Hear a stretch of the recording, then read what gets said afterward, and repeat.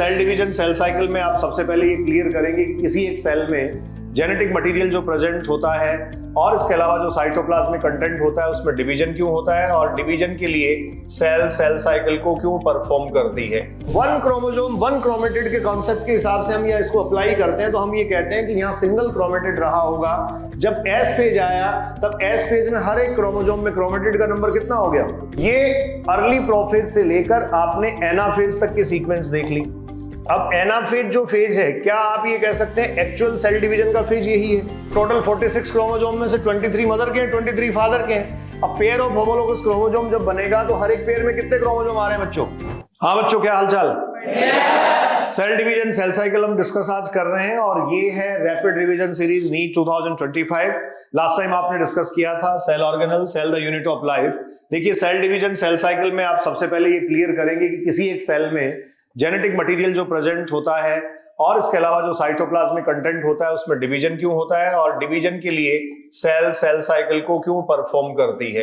ये division process क्यों essential है, क्या सारी सेल्स जो हैं वो डिवाइड होती हैं, हर एक सेल का कैरेक्टरिस्टिक फीचर है क्या डिवीजन प्रोसेस, और जब वो डिवीजन करती हैं तो किस किस तरीके से डिवीजन प्रोसेस को कंटिन्यू करती हैं। डिवीजन के यहाँ जो दो बेसिक टाइप हम बच्चों पढ़ते हैं, माइटोसिस और मियोसिस, वो भी हम डिस्कस करेंगे। इसके अलावा बच्चों हम इसमें बात करेंगे एमाइटोटिक डिवीजन की भी, थोड़ा सा मैं ब्रीफ करते हुए उसको चलूंगा। तो आइए सबसे पहले शुरू करते हैं, इंट्रोडक्टरी प्रोसेस पे आते हैं। सेल साइकिल सेल डिवीजन क्या है, तो आप कहेंगे ग्रोथ और रिप्रोडक्शन जो है, this growth and reproduction is basically the characteristic feature of the cells indeed of all living organism. ये एनसीईआरटी का स्टेटमेंट है।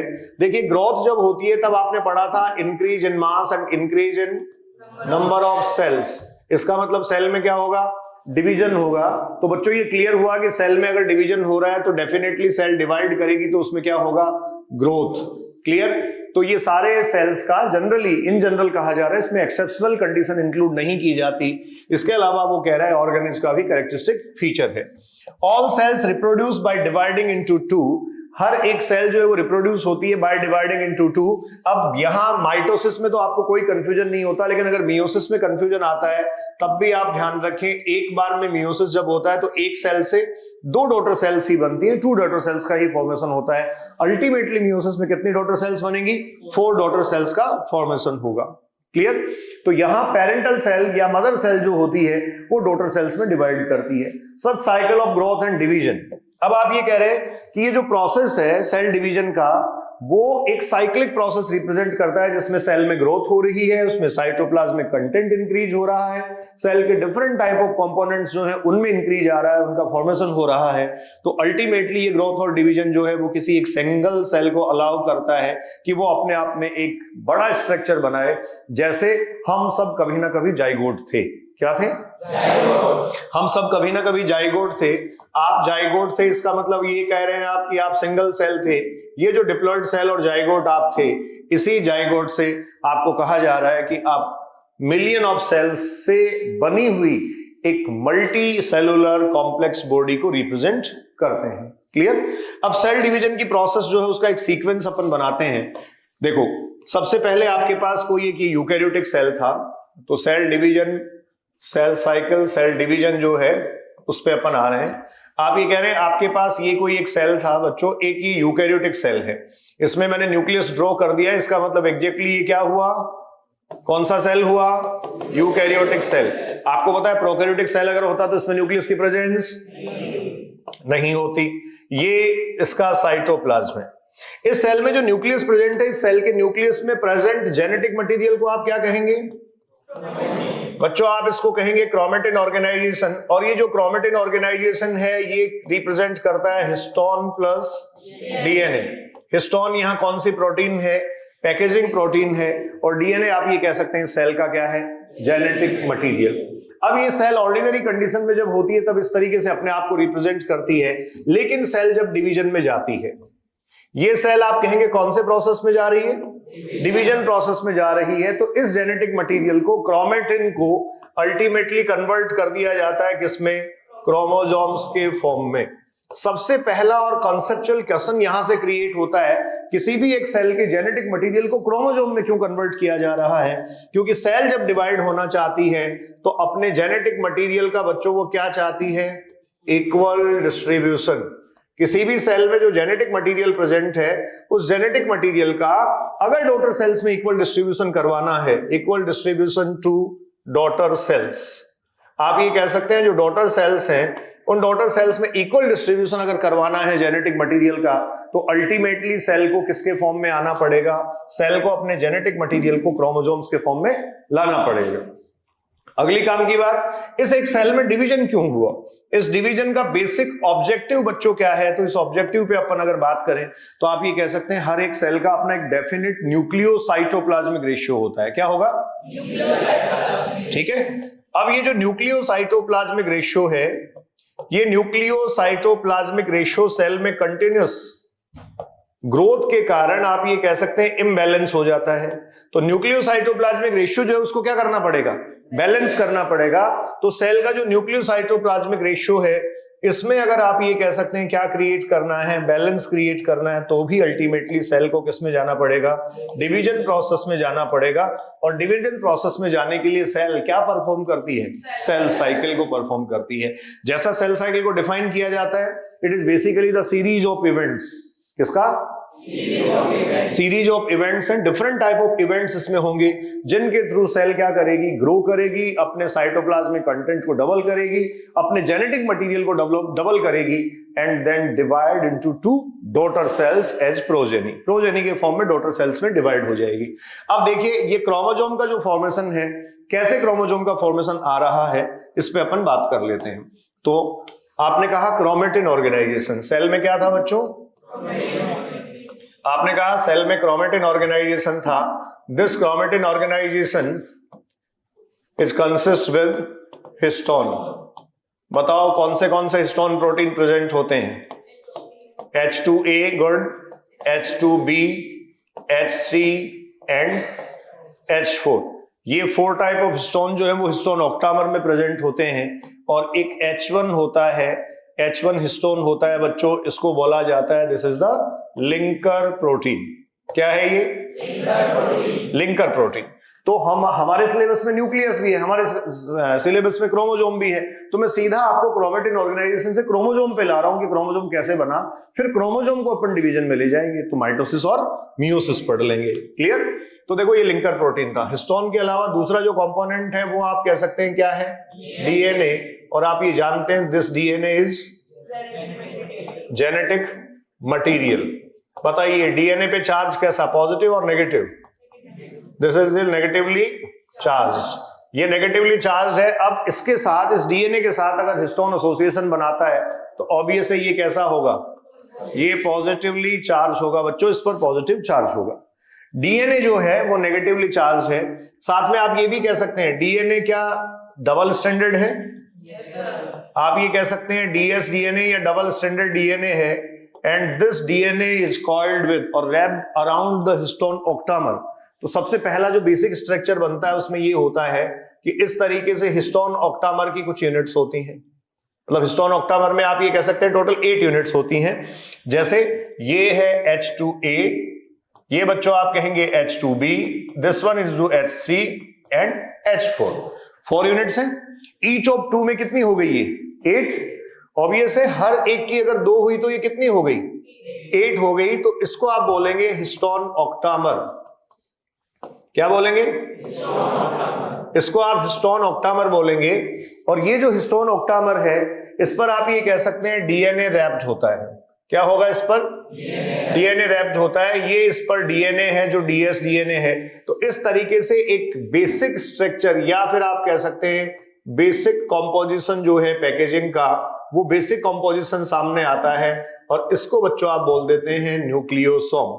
क्या बोला जाता है? न्यूक्लियोसोम। इसको न्यूक्लियोसोम बोला जाता है। क्लियर? अब जैसे ये न्यूक्लियोसोम बन गया, हिस्टोन ऑक्टामर आ गया, डीएनए उस पर रैप्ड है। अब आप ये कहेंगे ये डीएनए जो है वो अगले न्यूक्लियोसोम के साथ जब कनेक्ट करेगा तो यहां कौन सा प्रोटीन आएगा? Linker protein. इस लिंकर प्रोटीन को क्या बोला जा रहा है? H1 protein. तो ये तो सब है कोर हिस्टोन। क्या है? ये आपके पास कोर हिस्टोन है, मैंने इधर सेपरेटली लिखा भी था। कोर हिस्टोन जो होगा इसमें H2A, H2B, H3 and H4 present होंगे। अब धीरे धीरे देखो ये पैकेजिंग प्रोसेस बढ़ती है, तो आप अगर देखेंगे तो इस तरीके से ये हिस्टोन ऑक्टामर सामने आते हैं। इसका मतलब पहले सेल जो थी उस सेल में ये जेनेटिक मटेरियल प्रेजेंट था, और अब ये जेनेटिक मटेरियल जो बाहर सामने आया, ये जेनेटिक मटेरियल आप ये कह सकते हैं, ये जो जेनेटिक मटेरियल है, ये genetic material DNA histone octamer के साथ इस तरीके से एसोसिएट करेगा। तो इसके ऊपर ये डीएनए रैप्ड फॉर्म में आप दिखा दीजिए। अब आप देख रहे हैं कि कंडेंसेशन प्रोसेस बढ़ता जा रहा है। देखो बीच में लिंकर प्रोटीन प्रेजेंट है और ये इस तरीके से हिस्टोन ऑक्टामर प्रेजेंट है। तो कंटिन्यूअसली आप ये कह सकते हैं इसकी क्या होती चली जा रही है, पैकेजिंग। क्या हो रही है, पैकेजिंग। देखो बेसिकली पैकेजिंग प्रोसेस का मैकेनिज्म हमें सिलेबस में नहीं दे रखा, लेकिन एक सेल अपने जेनेटिक मटेरियल को क्रोमोसोम में कैसे कन्वर्ट करती है वो मैं बता रहा हूं। आपने कहा था सेल में ये क्रोमेटिन ऑर्गेनाइजेशन था जिसका ये कॉम्पोजिशन था। क्रोमेटिन ऑर्गेनाइजेशन से क्रोमोसोम की तरफ अपन सेल को ले जा रहे हैं। जैसे ही क्रोमोसोम बनेगा आप कहेंगे सेल डिवीजन प्रोसेस को इनिशिएट कर देगी। फिर आप देखेंगे तो अगले स्टेप में आप ये कह सकते हैं ये पैकेजिंग और डेंस हो जाएगी। ये पैकेजिंग क्या होगी बच्चों, और डेंस होने लगेगी। ये पैकेजिंग डेंस होने लगेगी और इस तरीके से जो अगला लेवल पैकेजिंग का है वो इनिशिएट हो जाएगा। क्या आप कह सकते हैं कंटिन्यूसली यहां ये जो डीएनए के साथ हिस्टोन का एसोसिएशन था इसका कॉम्पैक्शन बढ़ने लगा है। क्या इसकी थिकनेस लगातार बढ़ने लगी है? तो इसी तरीके से इसकी थिकनेस बढ़ती है। एक स्टेप ऐसा आता है जब आप ये कहेंगे ये लूप्स का फॉर्मेशन करने लगता है। इस तरीके से इसमें किसका फॉर्मेशन होगा, लूप्स का फॉर्मेशन होगा।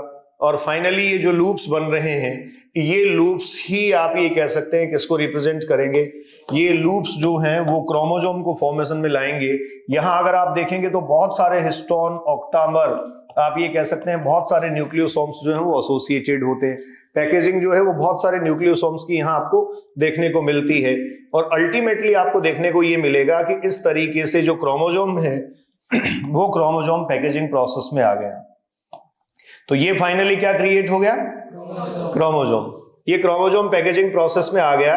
मतलब क्रोमोसोम फॉर्मेशन जब बच्चों होता है तो इस क्रोमोसोम के बनने के लिए या क्रोमोसोम फॉर्मेशन के लिए आप ये कहेंगे न्यूक्लियोसोम मॉडल, सबसे पहले सोलेनॉइड, सुपर सोलेनॉइड और उसके बाद में सुपर कॉइलिंग के थ्रू फाइनली पैकेजिंग होती है। अब वो जो पैकेजिंग मॉडल हैं उनको आपको डिटेल में नहीं पढ़ना है, लेकिन एक आइडिया, एक ओवरव्यू आपके पास ये आ गया कि देखिए ये आपके पास फाइनली क्या बन गया है, क्रोमोसोम। तो ये जो जेनेटिक मटेरियल है, जैसे हमारी सेल अगर मैं बात करूं, ह्यूमन सेल आपको पता है 2n = 46 क्रोमोसोम्स को रिप्रेजेंट करती है। तो इसके अंदर जो क्रोमेटिन ऑर्गेनाइजेशन था उस क्रोमेटिन ऑर्गेनाइजेशन से टोटल नंबर ऑफ क्रोमोसोम कितना बनेगा, 46। इसका मतलब ऐसी स्ट्रक्चर्स कितनी दिखेंगी आपको, 46 स्ट्रक्चर्स जो है वो आपको दिखेंगी। और ये स्ट्रक्चर्स इसलिए दिख रही हैं क्योंकि कंटिन्यूअसली इस जेनेटिक मटेरियल की क्या होती जा रही है, कॉइलिंग होती जा रही है। ठीक है, तो ये फाइनली आपके पास क्रोमोसोम आ गया। अब क्रोमोसोम से अपन क्रोमोसोम को सेल साइकिल में देखते हैं। देखो फिर यहां मार्क कर रहा है ये all cells reproduce by dividing into two. Each parental cell gives rise to 2 daughter cells. तो यहां से ये कहा गया कि कोई एक मदर सेल है, इसमें डिवीजन प्रोसेस हुआ, तो इसमें डिवीजन प्रोसेस से जो है वो आप ये कह सकते हैं 2 डॉटर सेल्स जो हैं वो फॉर्मेशन में आएंगी।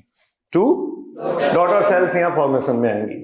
पहले से क्लियर कर चुके आप, ग्रोथ एंड रिप्रोडक्शन जो है that is the characteristic feature of the cells and indeed it is the characteristic feature of all organism, sorry all living organism. फिर कह रहे हैं such cycle of growth and division allow a single cell to form a structure consisting of millions of cells. तो अभी मैंने बात की थी हम जाइगोट थे और फाइनली जाइगोट से आप कह सकते हैं मिलियंस ऑफ सेल्स का जो है वो ऑर्गेनिज्म क्रिएट हो गया। सेल साइकिल, एनसीईआरटी का स्टेटमेंट सुनिए, sequence of events by which a cell duplicates its genome. एक सीक्वेंस ऑफ इवेंट्स है जिसमें सेल अपने जीनोम को क्या करती है, डुप्लीकेट। इसका मतलब बच्चों क्या कर रही है, डीएनए रेप्लिकेशन कह सकता हूं, क्लियर है, डीएनए रेप्लिकेशन कर रही है। सिंथेसाइज द अदर कॉन्स्टिट्यूएंट्स, इसका मतलब सेल के डिफरेंट टाइप ऑफ कंपोनेंट्स जो हैं उनको सिंथेसाइज कर रही है। तो अपना साइटोप्लाज्मिक कंटेंट या प्रोटोप्लाज्मिक कंटेंट सेल डबल करती है and eventually divide two form 2 daughter sales, फिर 2 डॉटर सेल्स बना देती है। इसी को क्या कहा गया? सेल साइकिल कहा गया। आगे सेल साइकिल से रिलेटेड वो ही जो रेफरेंसेज हैं उनको सेगमेंटेड किया गया है इधर। वो कह रहा है सेल का जब ग्रोथ होता है, मैं पीछे एक्सप्लेन कर चुका हूं, सेल का जब ग्रोथ होता है तो वहां न्यूक्लियोसाइटोप्लाज्मिक रेशियो जो है वो इम्बैलेंस हो जाता है। उस न्यूक्लियोसाइटोप्लाज्मिक रेशियो को बैलेंस करने या रीस्टोर करने के लिए सेल क्या करती है?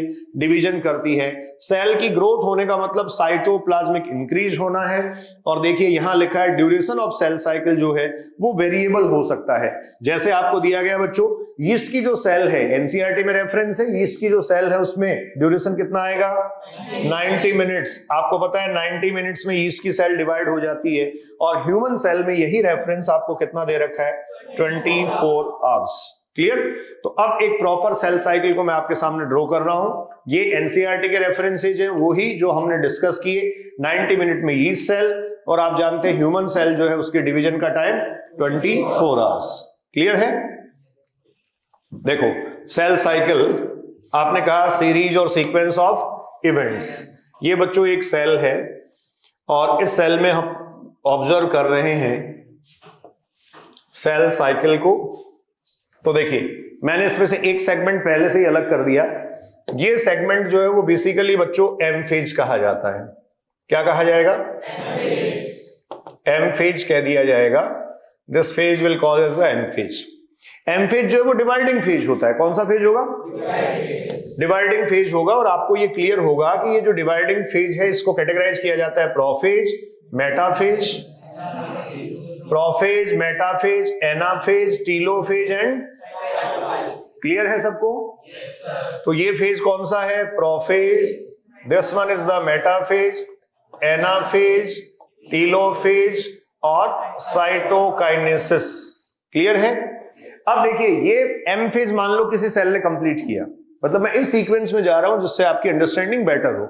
एम फेज किसी सेल ने कंप्लीट किया, इसका मतलब 2 डॉटर सेल बनाई उसने। तो ये देखिए बच्चों यहां 2 डॉटर सेल्स जो है उनका फॉर्मेशन हो गया। ये 2 daughter cells physically separate cells जो है वो मैं यहां दिखा रहा हूं, और इनको आप ये कह सकते हैं these are the cells of daughter progeny.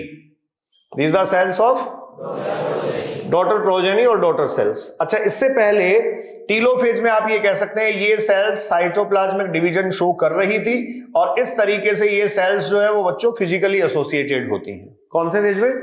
Telophase में। क्लियर? अब ये जो डॉटर सेल्स बनी है इनके पास 2 रास्ते हैं। ये या तो सेल साइकिल में एंटर करें या सेल साइकिल से क्या कर जाएं? एग्जिट कर जाएं। ठीक है? हमेशा आप एक बात ध्यान रखेंगे, कभी भी क्वेश्चन में गलती नहीं होगी। ध्यान रखेंगे आप, एंट्री और एग्जिट ऑलवेज कहां से होता है? जीवन फेज से। आप तो ये याद रखोगे आना जाना सब जीवन से। सेल सेल साइकिल में आएगी तो भी जीवन फेज में आएगी, और सेल सेल साइकिल से जाएगी तब भी जीवन फेज से जाएगी। अगर जीवन फेज से जा रही है, सेल सेल साइकिल से बाहर जा रही है, इसका मतलब कौन से फेज में? जी नॉट फेज में जा रही है। जीवन फेज में एंटर करती है तो ऑब्वियस है डिवीजन के लिए अपने आप को क्या करना शुरू कर देगी? प्रिपेयर करना शुरू कर देगी। डिवीजन के लिए प्रिपरेशन इनिशिएट कर देती है। उसके बाद अगला फेज बच्चों कौन सा फेज होता है? एस फेज, और आप जानते हैं इसको सिंथेटिक फेज कहा जाता है। And next one is the G2 phase. तो हमारे पास देखिए यहां से G1, S और G2 ये सब फेजेज हो गए। मतलब आप ये देखिए कि कोई भी एक सेल जब सेल साइकिल में एंटर करती है तो वो सबसे पहले परफॉर्म करती है G1, देन S, उसके बाद G2। ये G1, S और G2 बच्चों किसको रिप्रेजेंट करता है? इंटरफेज। ये रिप्रेजेंट करता है इंटरफेज को। जैसा ह्यूमन सेल को ही एग्जांपल अपन ले लेते हैं तो आपने कहा इंटरफेज 23 आवर्स का टाइम ड्यूरेशन लेता है, और डिवीजन फेज जो एम फेज है इसको डिवीजन फेज और डिवाइडिंग फेज अपन बोलते हैं। ये डिवीजन फेज और डिवाइडिंग फेज सिर्फ कितना टाइम लेगा? 1 आवर। 1 घंटा सिर्फ ये लेगा। इसका मतलब है टोटल 24 आवर्स में ये सेल साइकिल ऑपरेट होता है। ठीक? इसके अलावा देखिए यहां से आप ये मार्क कर सकते हैं कि ये एम फेज जो था, ये एम फेज जो था वो कंप्लीट करवाया गया, या एम फेज जो ऑपरेट किया गया, जो एम फेज ऑपरेट किया गया, ये M phase prophase, metaphase, anaphase और टीलोफेज वाला, ये क्रोमोसोम्स के बिहेवियर के बेसिस पे स्टेजेस डिवाइड किए गए हैं। प्रोफेज में क्रोमोसोम जैसे आप ये कह सकते हैं लॉन्ग थिन थ्रेड के फॉर्म में अपीयर होने लगेगा, क्लियरली विजिबल हो जाएगा लेट प्रोफेज तक जाते जाते, फिर इक्वेटोरियल प्लेट्स की तरफ आकर अरेंज होने लगेंगे, फिर उसके बाद में उसमें स्प्लिटिंग होगी, फिर वापस आप ये कह सकते हैं वो स्प्लिटेड जो क्रोमोसोम है, मतलब जो क्रोमेटिड्स हैं जिनको डॉटर क्रोमोसोम भी कहा जाएगा या फ्यूचर के क्रोमोसोम होंगे, वो कहां पहुंचेंगे, वापस पोल्स पे टीलोफेज में, और फिर क्या हो जाएगा, साइटोकाइनेसिस हो जाएगा। वो जो क्रोमोसोम पोल्स पे पहुंचे हैं उनके चारों तरफ न्यूक्लियर असेंबली बनेगी और फाइनली डॉटर सेल्स फॉर्मेशन में आ जाएंगी। इस तरीके से ये होने वाला है। तो देखो सबसे पहला जीवन फेज जो है बच्चों, इसको कहा जाता है this is the gap first. क्या है ये?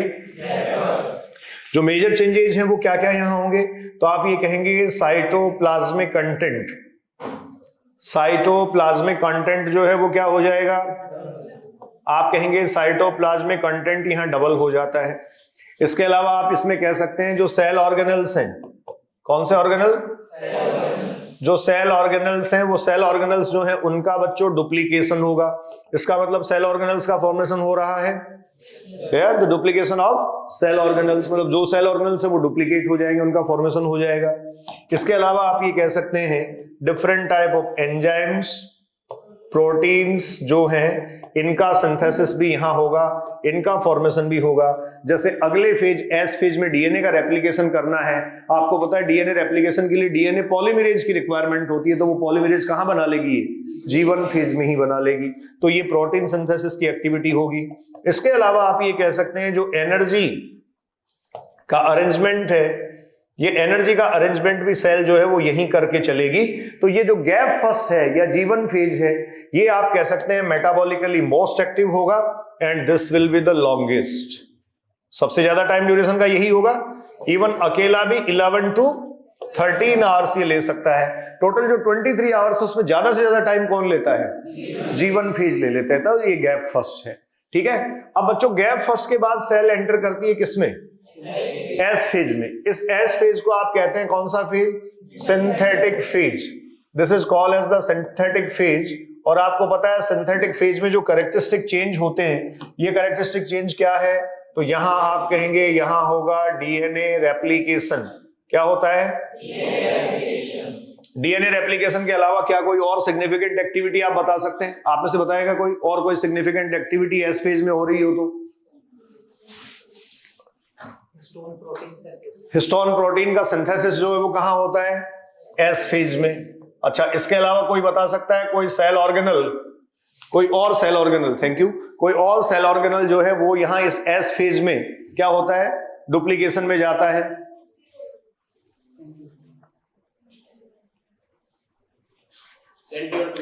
सेंट्रियोल डुप्लीकेशन कौन से फेज में होगा, एस फेज में होगा। तो डेफिनेटली बच्चों हिस्टोन सिंथेसिस के साथ साथ, हिस्टोन प्रोटीन सिंथेसिस के साथ साथ यहां इंपॉर्टेंट इवेंट होता है जो आप कहेंगे सेंट्रियोल्स डुप्लीकेशन या फिर सेंट्रोसोम डुप्लीकेशन जो है वो यहां हो जाता है। Clear? Most of cell organelles का डुप्लीकेशन तो कौन से फेज में हुआ, जीवन फेज में हुआ मोस्ट ऑफ सेल ऑर्गेनल्स का डुप्लीकेशन। लेकिन आप ये कह सकते हैं जो सेंट्रोसोम है उसका डुप्लीकेशन होता है एस फेज में। अब सेल G2 में एंटर करती है, आप ये कह सकते हैं यहां रिमेनिंग प्रोटीन्स जो हैं उन प्रोटीन्स का सिंथेसिस होगा। मतलब सेल को फाइनली अब सेल डिवीजन की प्रोसेस में एंटर करना है। डिवीजन प्रोसेस के लिए जो उसके रिक्वायरमेंट्स हैं उनको इंस्टेंटली ये फुलफिल करेगी and this will call as the gap second. ये जो गैप सेकंड प्रोसेस होगा, देखो गैप सेकंड में आपने कहा प्रोटीन सिंथेसिस तो करेगी ही करेगी, इसके अलावा स्पेसिफिक प्रोटीन की जैसे मैं बात करूं तो यहां मेंशन किया जाता है कौन सा प्रोटीन, ट्यूबुलिन प्रोटीन, क्योंकि आगे बच्चों स्पिंडल फाइबर्स की असेंबली बनानी होती है। किसकी असेंबली, स्पिंडल फाइबर्स की असेंबली बनानी होती है, उसके लिए ट्यूबुलिन प्रोटीन रिक्वायर्ड होता है, वो यही सिंथेसाइज होगा। इन मैनी केसेज आप ये कह सकते हैं माइटोकॉन्ड्रिया और क्लोरोप्लास्ट जो सेमी ऑटोनोमस सेल ऑर्गेनल्स हैं उनका डुप्लीकेशन भी कहां होगा, G2 फेज में। तो ये आपके सामने था सेल साइकिल। ये सेल साइकिल का एक ओवरव्यू मैंने आपको दिया है। अब देखो सेल एंटर करेगी यहां प्रिपरेशन के बाद किसमें, प्रोफेज में। जब प्रोफेज में एंटर करती है तो प्रोफेज अपने आप में डिवीजन फेज का इनिशिएशन है, ये डिवीजन फेज अपने आप में इनिशिएट हो गया है। तो आगे डिवीजन प्रोसेस में इसको डिस्कस करेंगे। 3 से 4 बहुत इंपॉर्टेंट क्वेश्चंस यहां बनते हैं। If cell exit the cell cycle, आपको पता है एग्जाम में भी क्वेश्चन आ चुका है, सेल एग्जिट सेल साइकिल कौन से फेज में जाएगी? आप ध्यान रखेंगे G0 फेज में जाएगी। मैंने अभी आपको कहा था एंट्री और एग्जिट दोनों ही, एग्जिट और एंट्री दोनों ही, मतलब सेल का आना और सेल का जाना सब कहां से होगा? G1 फेज से होगा। कोई कंफ्यूजन नहीं है। इसके बाद अगली काम की बात, अब देखो ये जो इंटरफेज है, इस इंटरफेज को एनसीईआरटी ने लिखा है रेस्टिंग फेज। इंटरफेज को क्या लिखा गया है? Resting phase. क्या कोई बता सकता है आप में से इसको रेस्टिंग फेज क्यों कहा गया है? This interphase is the resting phase. Anyone, कोई भी? रेस्टिंग फेज क्यों कहा गया इसको? क्योंकि इसमें सेल मेटाबॉलिकली इनएक्टिव होती है। सेल मेटाबॉलिकली इनएक्टिव कभी नहीं होती है, सेल मेटाबॉलिकली मोस्ट एक्टिव होती है। इधर सर डिवीजन नहीं होता, डिवीजन नहीं होता। सेल डिवीजन के पॉइंट ऑफ व्यू से आप ये कह सकते हैं कौन से स्टेज में है ये रेस्टिंग फेज में है। डिवीजन के पॉइंट ऑफ व्यू से मेटाबॉलिकली तो सेल हाईली एक्टिव है, साइटोप्लाज्म में कंटेंट डबल कर रही है, सेल ऑर्गेनेल्स का फॉर्मेशन कर रही है, डीएनए का रेप्लिकेशन कर रही है, रिक्वायर्ड प्रोटीन एंजाइम सब सिंथेसाइज कर रही है, एनर्जी का अरेंजमेंट कर रही है, तो मेटाबॉलिकली तो एक्टिव है। लेकिन आप कहेंगे रेस्टिंग फेज कहा जाता है इन रेफरेंस ऑफ डिवीजन। मतलब क्या मैं ये कह सकता हूं कि अगर सेल साइकिल में है, if a cell is in cell cycle और वो इंटरफेज को रिप्रेजेंट कर रही है, तो वो कौन से फेज में है? रेस्टिंग फेज में। लेकिन एक सेल अगर सेल साइकिल से बाहर है तो किसको रिप्रेजेंट करेगी? G0 फेज को। और ये जो G0 फेज है इसको रेस्टिंग फेज कंसीडर किया जाता है। तो इन दोनों के रेस्टिंग को लेकर अगर आपको कंफ्यूजन है तो सीधा कंसीडर करिए इन रेफरेंस ऑफ डिवीजन, मतलब विद इन सेल साइकिल, और ये विदाउट सेल साइकिल। ये सेल साइकिल के बाहर का मामला है, जब सेल साइकिल को क्या कर देती है? एग्जिट कर देती है। अब ये सेल साइकिल से जब एग्जिट करती है तो इस एग्जिट को पढ़ते हैं, उससे पहले एनसीईआरटी की कुछ रेफरेंसेज और पढ़ लीजिए। अभी आपने क्लियर कहा इंटरफेज क्या है? Resting phase. सेल डिवीजन के लिए क्या कर रही है? अपने आप को प्रिपेयर कर रही है। क्या सेल का ग्रोथ हो रहा है? आपने कहा था साइटोप्लाज्मिक इंक्रीज है। क्या रेप्लिकेशन का जो प्रोसेस है वो ऑर्डर्ड मैनर में होता है? होगा। It last more than 95% of the duration of cell cycle. जैसा आपने कहा 24 आवर्स में से 23 आवर्स किसने ले लिए? ठीक है। फिर कह रहा है एक्चुअल सेल डिवीजन फेज कौन सा है? Cell start with nuclear division. इसका मतलब पहले बच्चों क्या होगा? कैरियोकाइनेसिस, उसके बाद साइटोकाइनेसिस। कैरियोकाइनेसिस और साइटोकाइनेसिस होगा। तो 2 डिवीजन टाइप बेसिकली अपन पढ़ते हैं, ये हैं माइटोसिस एंड मियोसिस। आपको पता है माइटोसिस जो होता है वो इक्वेशनल डिवीजन होता है और मियोसिस रिडक्शनल डिवीजन होता है। इसकी बात अपन वही करेंगे। इंटरफेज से रिलेटेड और डिफरेंट टाइप ऑफ रेफरेंसेज जो हैं G1S और G2 फेज के, ये मैंने उधर डिस्कस आपसे कर लिए, सबकी इधर ब्रीफिंग कर रखी है।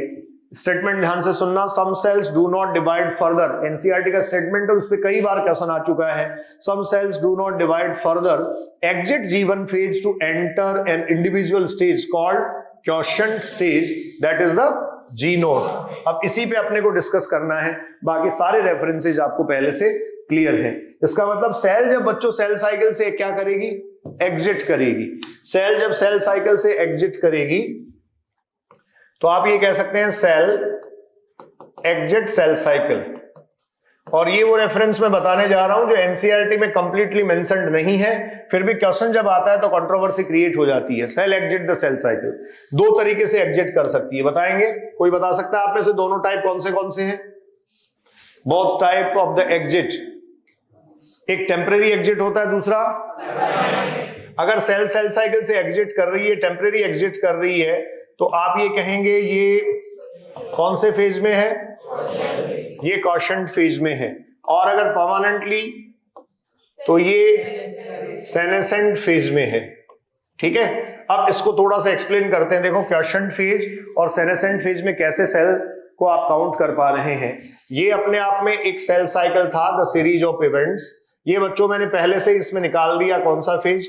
M phase.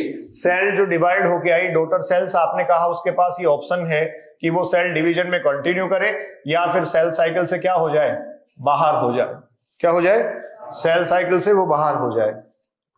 ठीक है, तो देखो बच्चों, ये सेल जो है, यहां जो डॉटर सेल्स बन के आई, मान लीजिए ये जो डॉटर सेल्स हैं वो सेल साइकिल में एंटर कर रही हैं, अब तो डिवीजन में जाएंगी, लेकिन एंटर करने के बजाय अगर ये एग्जिट कर रही हैं तो कौन से फेज में चली गई? क्रशंट फेज में चली गई, जी नोट, जैसा एनसीईआरटी लिखती है। तो सेल साइकिल से एग्जिट करती है तो कौन से फेज में जा रही है? जी नोट फेज में जा रही है। लेकिन ये एग्जिट टेम्परेरी है या परमानेंट है, ये आपको देखना पड़ेगा। अगर क्रशंट फेज है तो इसका मतलब आप ये कह सकते हैं ये कौन सा एग्जिट आप करवा रहे हैं? Reversible exit. It means cell will come, वो कभी ना कभी लौट कर वापस कहां आएगी? सेल साइकिल में आएगी। कुछ टाइम के लिए सेल ने सेल साइकिल को छोड़ा है, हो सकता है कुछ ड्यूरेशन, कुछ आवर्स हो सकते हैं, कुछ डेज हो सकते हैं, फ्यू डेज हो सकते हैं, ठीक है, अप टू मंथ्स हो सकता है, but it will come back to cell cycle, ये फिर से सेल साइकिल में आएगी। तो रिवर्सिबल एग्जिट बोलूं ना इसको मैं, कैसा एग्जिट कहूं? लेकिन अगर सेल साइकिल में लौटकर वापस कभी नहीं आती, एक बार सेल साइकिल को छोड़ देती है तो वापस सेल साइकिल में आप ये कह सकते हैं रिवर्ट नहीं होती, तो ये कैसा एग्जिट है? Irreversible exit. कौन सा एग्जिट? ये इररिवर्सिबल एग्जिट है। क्या है ये? ये इररिवर्सिबल एग्जिट है। तो रिवर्सिबल और इररिवर्सिबल दो टाइप के एग्जिट होते हैं बच्चों। इसमें आप ये कहेंगे सेल कम बैक, सेल वापस सेल साइकिल में आएगी, cell come back to cell cycle. और यहां आप ये कह सकते हैं मोस्ट ऑफ सेल्स ऐसा ही करती हैं, मोस्ट ऑफ सेल्स जो है वो डिवीजन प्रोसेस में ऐसा ही करती हैं। इसलिए देखो एनसीईआरटी हमें सिर्फ यही टाइप पढ़ाता है और इसको क्या लिखा है? क्रशंट फेज। जैसे सेल्स जनरली डिवाइड होती है, डिवीजन होने के बाद आप ये कह सकते हैं वो मैच्योरेशन फेज में जाती हैं, एज पर रिक्वायरमेंट और एज पर नीड वो फिर से डिवाइड होती हैं। तो मोस्ट ऑफ सेल्स तो ऐसा ही करती हैं। लेकिन कुछ सेल्स आप ये कह सकते हैं अगर उन्होंने एग्जिट किया तो ये इररिवर्सिबल है। इसका मतलब कैसा एग्जिट? Permanent exit. आप में से कोई बता सकता है परमानेंट एग्जिट के लिए कौन सी सेल्स जो हैं वो कंसिडर की जाती है? कौन सी सेल्स परमानेंट एग्जिट में कंसिडर की जा रही हैं? कौन सी cells? Neurons and cardiac cells. आप कह सकते हैं definitely nerve cells and heart cells जो हैं वो डेफिनेटली जब सेल को सेल साइकिल से एग्जिट करवा लेती हैं तो उसके बाद फिर से डिवीजन प्रोसेस में नहीं जाती। तो क्या मेंशन कर दूं यहां मैं? Nerve cells and heart cells. ये हमें हार्ट सेल्स का रेफरेंस तो बच्चों दे रखा है एनसीईआरटी में, लेकिन ये सेनेसेंट टाइप नहीं दे रखा है। तो इस तरीके से मैंने दोनों चीजें जो है वो आपको समराइज कर दी हैं। एक सेल साइकिल से एग्जिट करेगी तो टेम्परेरी एग्जिट हो सकता है, परमानेंट एग्जिट हो सकता है। अगर टेम्परेरी एग्जिट हुआ है तो सेल साइकिल में लौट कर वापस आएगी, जो मोस्ट ऑफ सेल्स करती हैं। अगर परमानेंट एग्जिट हुआ है तो सेल साइकिल में लौट कर वापस नहीं आएगी। इसका मतलब सेल बनती तो डिवीजन से ही है। आपको पता है, आपने सेल थ्योरी पढ़ रखी है और सेल थ्योरी में कहा गया है each and every cell comes from pre existing cell. जो प्री एग्जिस्टिंग सेल्स उसके डिवीजन से आती है, तो हर एक सेल बनेगी तो सेल डिवीजन से ही, बट डिवीजन होने के बाद, बनने के बाद वो कंटिन्यूअसली डिवाइड हो रही है या नहीं हो रही है, ये देखने वाली बात है। जैसे मेरिस्टेमेटिक सेल्स की अगर आप बात करो तो आप जानते हैं मेरिस्टेमेटिक सेल तो सेल साइकिल को एग्जिट कर ही नहीं रहे, वो कंटिन्यूअसली किसमें है? डिवीजन फेज में जाती है। लेकिन कुछ टाइम के लिए अगर वो परमानेंट हुई है और फिर प्लांट सेकेंडरी ग्रोथ करता है तो वो जो परमानेंट सेल है वो वापस लौट कर किसमें आ गई? सेल साइकिल में। तो एग्जिट कैसा था? रिवर्सिबल एग्जिट था। तो ये एग्जिट आपको क्लियर रहेगा। अब देखो इसमें सेल साइकिल में एक फाइनल रेफरेंस हम पढ़ते हैं और ये फाइनल रेफरेंस सेल साइकिल का मैं आपको बता देता हूं इसी के बेसिस पे। जैसे फाइनल रेफरेंस इसी के बेसिस पे बता देता हूं। ड्यूरिंग सेल साइकिल या during entire cell cycle cell की पोलैरिटी चेंज नहीं होती है बच्चों। ये था एम फेज। कौन सा फेज था? M phase. ये आपने कहा कौन सा फेज था? G1 phase. This one the S phase. ये कौन सा? ये तीनों किसके पार्ट हैं? इंटरफेज। क्लियर है? ये इंटरफेज का पार्ट है, ये है इंटरफेज और वो आपने कहा एम फेज।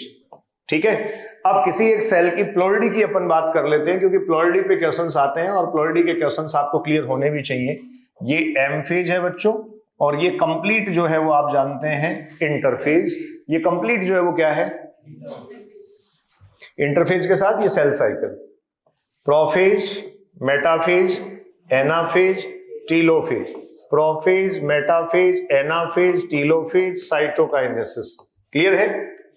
अब देखिए, मान लीजिए यहां कोई सेल जो है वो बन के आ गई, ये डॉटर सेल्स बन गई, और ये डॉटर सेल्स जो है इनकी प्लोरिटी 2n है, तो 2n इज इक्वल्स टू 4 6 लिखूंगा मैं। क्लियर? अब ये सेल वापस सेल साइकिल में एंटर हुई, तो आपने कहा सेल साइकिल में जब एंटर होती है तब भी ये cell 2n is equals to 4 6 ploidy के साथ गई है।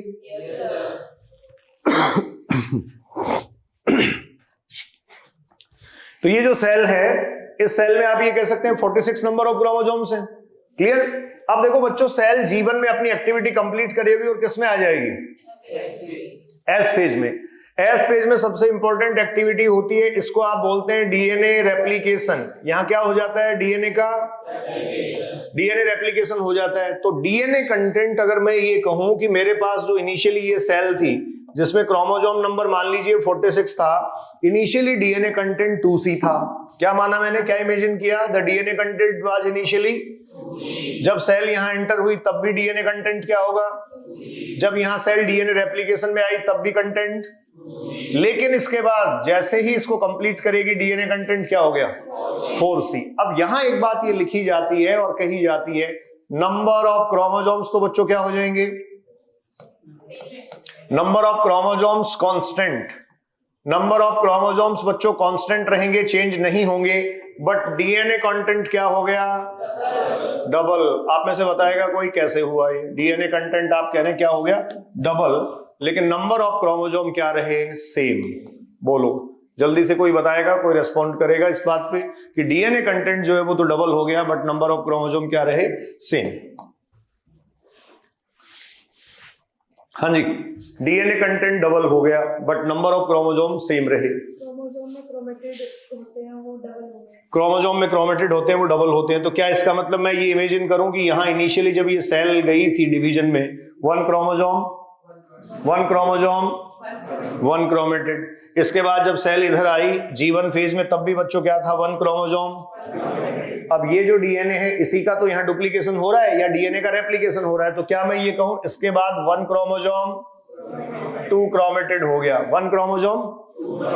इसके बाद ये सेल G2 में जाएगी तो वहां भी 1 क्रोमोसोम 2 क्रोमेटिड। और प्रोफेज में सबसे पहले मुझे जो क्रोमोसोम दिखाई देता है उस क्रोमोसोम में आप ये कह सकते हैं 1 क्रोमोसोम 2 क्रोमेटिड ही होता है। अच्छा, इसमें एक ऑब्जेक्शन आ सकता है, आप में से कुछ लोग ये भी कह सकते हैं जो थोड़ा सब्जेक्ट की ज्यादा अच्छी समझ रखते हैं कि क्रोमोसोम तो सर विजिबिलिटी ही प्रोफेज में आती है, सबसे पहले क्रोमोसोम दिखाई ही प्रोफेज में देता है, आपने कैसे कह दिया कि यहाँ 2 क्रोमेटिड होंगे और यहाँ 1 ही क्रोमेटिड होगा? ये हाइपोथेटिकली कह रहे हैं। क्यों कह रहे हैं? देखो, जो हमें सबसे पहले जो दिख रहा है उसके पास कितने क्रोमेटिड है? इधर देखना ध्यान से आप, कितने क्रोमेटिड? 2। क्लियर? इसका मतलब इससे पहले वाले स्टेज में भी मैं कह रहा हूं ये तो G2 है, इसमें तो कोई चेंज नहीं आता, तो इसमें भी क्या रहे होंगे? ये S जो है, इस S में डबल होके आया है मैटर, और इस S से पहले अगर यहां 2 रहे हैं तो इसका मतलब S से पहले क्या रहा होगा? 1 सिंगल रहा होगा। तो 1 क्रोमोसोम 1 क्रोमेटिड के कॉन्सेप्ट के हिसाब से हम यहाँ इसको अप्लाई करते हैं तो हम ये कहते हैं कि यहाँ सिंगल क्रोमेटिड रहा होगा। जब S पेज आया तब S पेज में हर एक क्रोमोसोम में क्रोमेटिड का नंबर कितना हो गया? 2। Each chromosome have 2 chromatids. और जैसे ही आप ये कहते हैं हर एक क्रोमोसोम में कितने क्रोमेटिड है? 2 क्रोमेटिड है, ईच क्रोमोसोम हैव 2 क्रोमेटिड्स, वैसे ही आप ये कहेंगे, क्या बताओ अब डीएनए कंटेंट डबल हो गया? तो डीएनए कंटेंट देखो बच्चों, आपने 2C से यहां क्या कर दिया? तो यहां भी डीएनए कंटेंट क्या रहेगा? 4C। लेकिन डीएनए कंटेंट यहां 4C है, वापस जैसे ही डिवीजन प्रोसेस होगा, डिवीजन प्रोसेस के बाद वापस इन दोनों डॉटर सेल्स में डीएनए कंटेंट क्या हो जाएगा? 2C in each. हर एक सेल में कितना हो जाएगा? 2C। तो डीएनए कंटेंट जैसे ही डॉटर सेल्स बनेंगी वैसे ही वापस आप ये कह सकते हैं आधा हो जाता है। तो बहुत क्लियर है ना, डॉटर सेल्स बननी थी तो उनमें तो डीएनए आधा आधा ही जाना था। ठीक है, हाफ अमाउंट ऑफ डीएनए। और ये माइटोटिक डिवीजन जब हम पढ़ते हैं तो same number of chromosome transfer होगा। तो यहां देखो, फिर से रिपीट करते हैं जल्दी से। 46 2C क्या था यहाँ? 46 यहां भी क्या रहेगा? 46 2C, यहां 46 4C, यहां 46 4C, यहां भी नंबर ऑफ क्रोमोसोम्स 46 पर डीएनए कंटेंट 4C। अब एनाफेज में आते ही स्प्लिटिंग शुरू हो जाएगी। 2C एक पोल पे जाएगा, 2C दूसरे पोल पे जाएगा।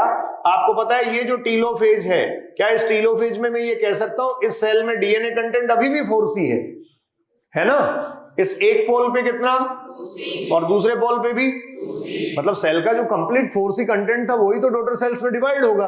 तो ये 2C एंड 2C 4C है, लेकिन जैसे ही डॉटर सेल्स एग्जिस्टेंस में आएंगी 2C in each cell but the number of chromosome is 46। तो आप ये कह सकते हैं throughout cell cycle DNA content जो है वो क्या हो रहा था, double, DNA content become double but number of chromosomes remain same. Number of chromosome remain same अगर मैं कह रहा हूं तो क्या मैं ये कह रहा हूं कि प्लोरिडी नहीं चेंज होगी? सेल साइकिल के दौरान ड्यूरिंग सेल साइकिल प्लोरिडी चेंज नहीं हुई। ये एक और इंपॉर्टेंट क्वेश्चन इसका होता है। अब जल्दी से आप जो है वो क्वेश्चंस बता दीजिए। यहां आके कोई करना चाहेगा आप में से? यहां आके सॉल्व करना चाहेगा इसको? जल्दी आओ। हाँ बच्चों, तो जैसा अभी आपने डिस्कस किया था थ्रू आउट सेल साइकिल जो है वो प्लोरिडी चेंज नहीं हो रही थी, डीएनए कंटेंट डबल हो रहा था। देखिए एग्जाम का क्वेश्चन है ड्यूरिंग विच फेज और phases cell cycle amount of DNA in cell remain at 4C level if the initial amount is denoted as 2C। वो कह रहा है इनिशियल अमाउंट को अगर आपने 2C माना है तो किस लेवल तक या कौन से फेज तक डीएनए अमाउंट 4C रहेगा। जीवन से कोई लेना देना इसका नहीं है। दूसरा आपको दे रखा है G1 एंड S, तो आपको पता है जीवन में तो जो जैसा होता है वैसा ही होता है, उसमें कोई चेंज नहीं आता। S में जाके डबल हो जाता है ओनली G2 या फिर G2 एंड M। तो आंसर इसका क्या हो जाएगा? G2 and M। क्यों हो जाएगा? क्योंकि देखो S के बाद डीएनए कंटेंट 2C से क्या हो गया था 4C, और अब आप कहते हैं M फेज में सेल डिवाइड तो हो रही है बट जस्ट आफ्टर डिवीजन भी तो 2C एंड 2C दोनों पोल पे प्रेजेंट है। ये एक डायग्राम बनाया था मैंने अभी 2C एंड 2C। ये M फेज का लास्ट आप ये कह सकते हैं टीलोफेज है, यहां भी 2C कंटेंट है और यहां भी 2C कंटेंट। तो इस तरीके से एक ही सेल में कितना कंटेंट पड़ा है 4C। क्लियर? नेक्स्ट क्वेश्चन पे आते हैं। Which of the following is the longest phase of the cell cycle? Prophase, interphase, telophase, M phase कौन सा? इंटरफेज। आपने जैसे ह्यूमन सेल के बारे में भी बात की कि टोटल 24 आवर्स का जो साइकिल होता है उसमें 23 आवर्स में यही कंप्लीट होता है। क्लियर? अब चलते हैं सबसे पहले माइटोसिस द इक्वेशनल डिवीजन। कौन सा डिवीजन? वो कह रहा है माइटोसिस को इक्वेशनल डिवीजन कहा जा रहा है। No change in the number of chromosome in a parent and daughter cell. जैसे देखिए यहां एक ये सेल आपके पास थी और इसको पेरेंट सेल या फिर इसको मैं कह रहा हूं मदर सेल। बच्चों इसमें डिवीजन प्रोसेस जब हुआ तो इससे जो डॉटर प्रोजेनी बनी, इस डॉटर प्रोजेनी में भी आप ये कह सकते हैं नंबर ऑफ क्रोमोसोम क्या रहता है 2n is equals to 4/6 if earlier it was 2n 4/6। Clear? तो इसका मतलब है किसी भी तरीके से क्रोमोसोम के नंबर में कोई चेंज नहीं होता। जो माइटोटिक डिवीजन्स हैं वो बेसिकली आप जानते हैं growth and division, growth and development के जो प्रोसेस हैं उसमें मोस्ट सिग्निफिकेंट रोल प्ले करते हैं। ठीक है? इस माइटोटिक डिवीजन को भी अगर अपन डिस्कस करना चाहें या डिवीजन प्रोसेस M फेज को डिस्कस करना चाहें तो देखिए ये सबसे पहले है कैरियोकाइनेसिस। बताओ क्या होगा कैरियोकाइनेसिस? तो आप कहते हैं karyokinesis is exactly the nuclear division corresponding to the separation of daughter chromosomes. इसमें कौन से फेजेज होंगे? Prophase, metaphase, anaphase, telophase. ये जो है वो किसके फेजेज हैं? कैरियोकाइनेसिस। इसके बाद देखो बच्चों अगला क्या? साइटोकाइनेसिस। साइटोकाइनेसिस में सेल के साइटोप्लाज्म का डिवीजन होगा। M phase usually ends with division of cytoplasm. तो ध्यान रखो साइटोप्लाज्मिक कंटेंट जो है उसका डिवीजन होना मतलब साइटोप्लाज्मिक डिवीजन होने तक भी कौन सा फेज कंटिन्यू रहता है? M phase. तो M फेज को लेके आपको कंफ्यूजन नहीं होना चाहिए। M फेज में कैरियोकाइनेसिस एंड साइटोकाइनेसिस दोनों फेजेज क्या होती हैं बच्चों? इन्वॉल्व होती हैं। ठीक है? अब इसके बाद देखिए सबसे पहले आपके पास है ये प्रोफेज, प्रोफेज में क्या होगा, मेटाफेज में क्या होगा, एनाफेज और टीलोफेज में क्या होगा, ये कुछ डायग्रामेटिक प्रेजेंटेशंस के थ्रू जो है मैं क्लियर कर रहा हूं। जितना मैटर इनमें एनसीईआरटी ने लिखा है उसकी ब्रीफिंग उसी डायग्राम के साथ अपन कर लेंगे। तो देखो सबसे पहले मेरे पास एक ये सेल है और मैं ये कह रहा हूं ये जो सेल है ये सेल प्रोफेज को रिप्रेजेंट कर रही है। ठीक है? तो प्रोफेज के दो फेज बेसिकली मैं यहां बनाऊंगा बच्चों। ये प्रोफेज में मैं एक तरफ दिखा रहा हूं न्यूक्लियस। अच्छा, न्यूक्लियस की प्रेजेंस है इसका मतलब बहुत साफ आप ये कह सकते हैं ये अर्ली प्रोफेज को इंडिकेट कर रहा है। किसको? अर्ली प्रोफेज को इंडिकेट कर रहा है, क्योंकि लेट प्रोफेज में जाते जाते आप ये कहते हैं न्यूक्लियर असेंबली डिसइंटीग्रेट होने लगती है। क्या होने लगता है? न्यूक्लियर असेंबली डिसइंटीग्रेट होने लगती है। न्यूक्लियर असेंबली जो है उसमें डिसइंटीग्रेशन आने लगता है। और इसके अलावा आप ये कह सकते हैं जो क्रोमोजोम्स हैं वो क्रोमोजोम्स किसके फॉर्म में? क्रोमोजोम्स जो है वो क्रोमेटिड्स के साथ अपीयर होने लगते हैं, मतलब जेनेटिक मटेरियल जो है वो अपीयरेंस में आने लगता है। तो यहां अगर आप देखेंगे तो इस तरीके से एक नेटवर्क दिखाई देगा। बहुत क्लियर अपीयरेंस क्रोमोजोम्स की हमारे पास नहीं है। ये थ्रेड लाइक फॉर्म जो है वो आपको देखने को मिलेगा। लेट प्रोफेज में जैसे ही आप जाएंगे, इसके बाद दूसरा एक फेज में बना रहा हूं जिसको हम क्या कहेंगे? Late prophase. तो लेट प्रोफेज में अगर आप देखोगे तो ये न्यूक्लियर असेंबली बच्चों क्या हो गई है? डिसइंटीग्रेट हो गई है। न्यूक्लियर असेंबली डिसइंटीग्रेशन में चली जाती है और यहां आपको देखने को मिलेगा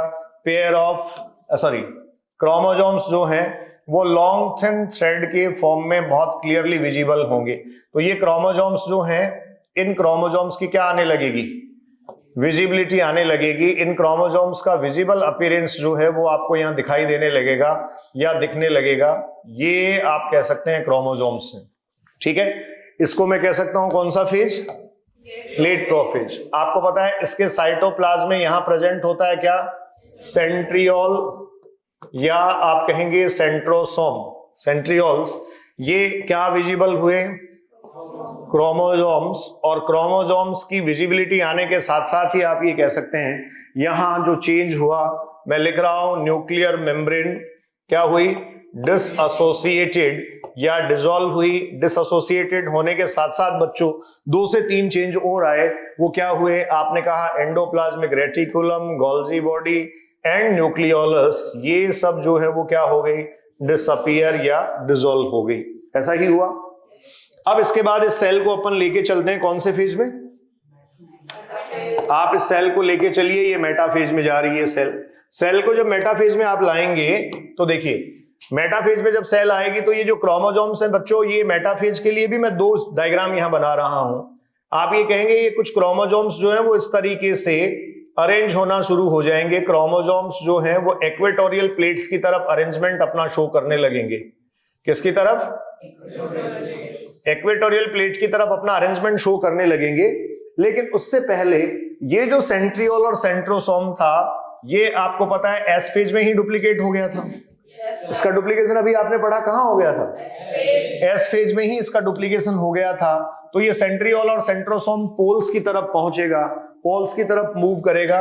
तो देखिए ये सेंट्रियोल और सेंट्रोसोम बच्चों पोल्स की तरफ आ गए हैं। इनकी अप्रोच कहां हो गई? पोल्स की तरफ। ठीक है, अब यहां से स्पिंडल फाइबर्स कनेक्ट करेंगे। उसके लिए कंसेप्ट सुनिए आप। एनसीईआरटी ये लिखती है कि वो जो सेंट्रोसोम है दे रेडिएट द माइक्रोट्यूब्यूल्स। क्या करते हैं ये? सेंट्रोसोम, यहां मैं लिख देता हूं, सेंट्रोसोम जो है उस सेंट्रोसोम से माइक्रोट्यूब्यूल रेडिएट होती है। तो ये आप कहेंगे रेडिएट एमटी और माइक्रोट्यूब्यूल्स। ये माइक्रोट्यूब्यूल्स रेडिएट करेंगे और ये माइक्रोट्यूब्यूल बच्चों कनेक्ट करेगी किसके साथ? क्रोमोजोम्स के साथ। आपको पता है क्रोमोजोम्स के जो काइनेटोकोर हैं उसके साथ ये माइक्रोट्यूब्यूल्स क्या करती हैं? कनेक्ट करती हैं। तो ये जो क्रोमोजोम है, इन क्रोमोजोम के ये काइनेटोकोर हैं, इन पर जो प्रोटीन डिस्क प्रेजेंट होती है वो इधर ये कनेक्ट करती है। तो एक तरीके से ये जो फेज आया, this is the transition to metaphase. क्या है ये? Transition to metaphase. इसका मतलब बच्चों क्रोमोजोम्स कहां अरेंज होना शुरू हो रहे हैं? इक्वेटोरियल प्लेट पर अरेंज होना शुरू हो रहे हैं। अब इसको थोड़ा सा मैं बड़ा बना लेता हूं जिससे डायग्रामेटिक प्रेजेंटेशन में हम जो है वो मेटाफेज को और अच्छा क्लियर कर सके, क्योंकि इसके बाद जो एनाफेज आने वाला है उसी में आप प्रॉपर डिवीजन प्रोसेस समझेंगे। ठीक है, तो देखो ये पोल्स पे बच्चों क्या था? सेंट्रोसोम। आपने कहा सेंट्रोसोम जो पोल्स पे प्रेजेंट थे, ट्रांजिशन टू मेटाफेज में ही आपने ये देख लिया था, दे रेडिएट माइक्रोट्यूब्यूल्स। क्या इन्होंने माइक्रोट्यूब्यूल्स रेडिएट की? आपने कहा ये माइक्रोट्यूब्यूल्स रेडिएट करते हैं। अब माइक्रोट्यूब्यूल्स रेडिएट करने के साथ साथ देखो यहां जो क्रोमोजोम्स हैं उनके साथ ये कनेक्ट भी हो गए थे, but the chromosomes are arranged at equator. तो देखो आप पिछले स्टेज से मैंने क्रोमोजोम्स को जो है वो क्या बनाया है? थोड़ा और कंडेंस, मतलब थोड़ा और थिक बनाया है ऐसा? क्या मैं ये कह सकता हूं कि क्रोमोसोम्स का कंडेंसेशन प्रोसेस मेटाफेज तक कंटिन्यू रहता है? इसका मतलब कंडेंसेशन शुरू कहां से हुआ? प्रोफेज से। आप ये कह सकते हैं ये प्रोफेज के जो दो पार्ट हमने लिखे, अर्ली प्रोफेज और लेट प्रोफेज, इसमें आप ये कह सकते हैं प्रोफेज, एनसीईआरटी का स्टेटमेंट है, प्रोफेज इज मार्क्ड बाय बताओ, initiation of condensation. Good. NCERT का स्टेटमेंट है इनिशिएशन ऑफ कंडेंसेशन। जैसे कंडेंसेशन का इनिशिएशन हो जाएगा तो आप समझ लीजिएगा कि प्रोफेज शुरू हो गया है। तो प्रोफेज का शुरू होना मतलब क्रोमोसोम कंडेंस होना शुरू हो गया। Condensation will continue up to metaphase. अब देखो यहां से स्पिंडल फाइबर्स की असेंबली जो है वो कनेक्ट करेगी। तो आप ये कह सकते हैं इस तरीके से ये जो क्रोमोसोम्स हैं, इन क्रोमोसोम्स से स्पिंडल फाइबर्स की असेंबली कनेक्ट करती है, और ये जो स्पिंडल फाइबर्स होंगे इनमें इस तरीके से ये जो सेंट्रोमियर है इसके ऊपर प्रोटीन डिस्क प्रेजेंट होगी। क्या बोलेंगे इसको? काइनेटोकोर। ये प्रोटीन डिस्क के ऊपर आकर स्पिंडल फाइबर्स अरेंज होते हैं। इसकी असेंबली में अगर आप देखोगे बच्चों तो और आपको कुछ फाइबर्स दिखाई देंगे। इन फाइबर्स को हम कौन से फाइबर्स कहेंगे? Supporting fibres. मतलब क्या मैं यहां ये मेंशन कर सकता हूं और क्या क्लियरली आपको ये समझ आ रहा है? Basically 3 type of fibres are there. 3 तरीके के फाइबर हैं वहां। एक देखो क्रोमोसोम से डायरेक्टली कनेक्ट हुआ है, इसको कौन सा फाइबर कह दूं? Chromosomal fibre. कौन सा फाइबर बच्चों? ये क्रोमोसोमल फाइबर्स हैं। इसके अलावा कुछ ऐसे हैं आप ये देख रहे हैं जो डायरेक्ट कनेक्ट नहीं हुए हैं, इनको क्या बोलेंगे? Supporting fibres. तो ये आप ये कह सकते हैं माइटोसिस का जो प्रोसेस चल रहा था उसमें ये परफेक्ट मेटाफेज को इंडिकेट करता है, जिसमें किसकी असेंबली बन गई है?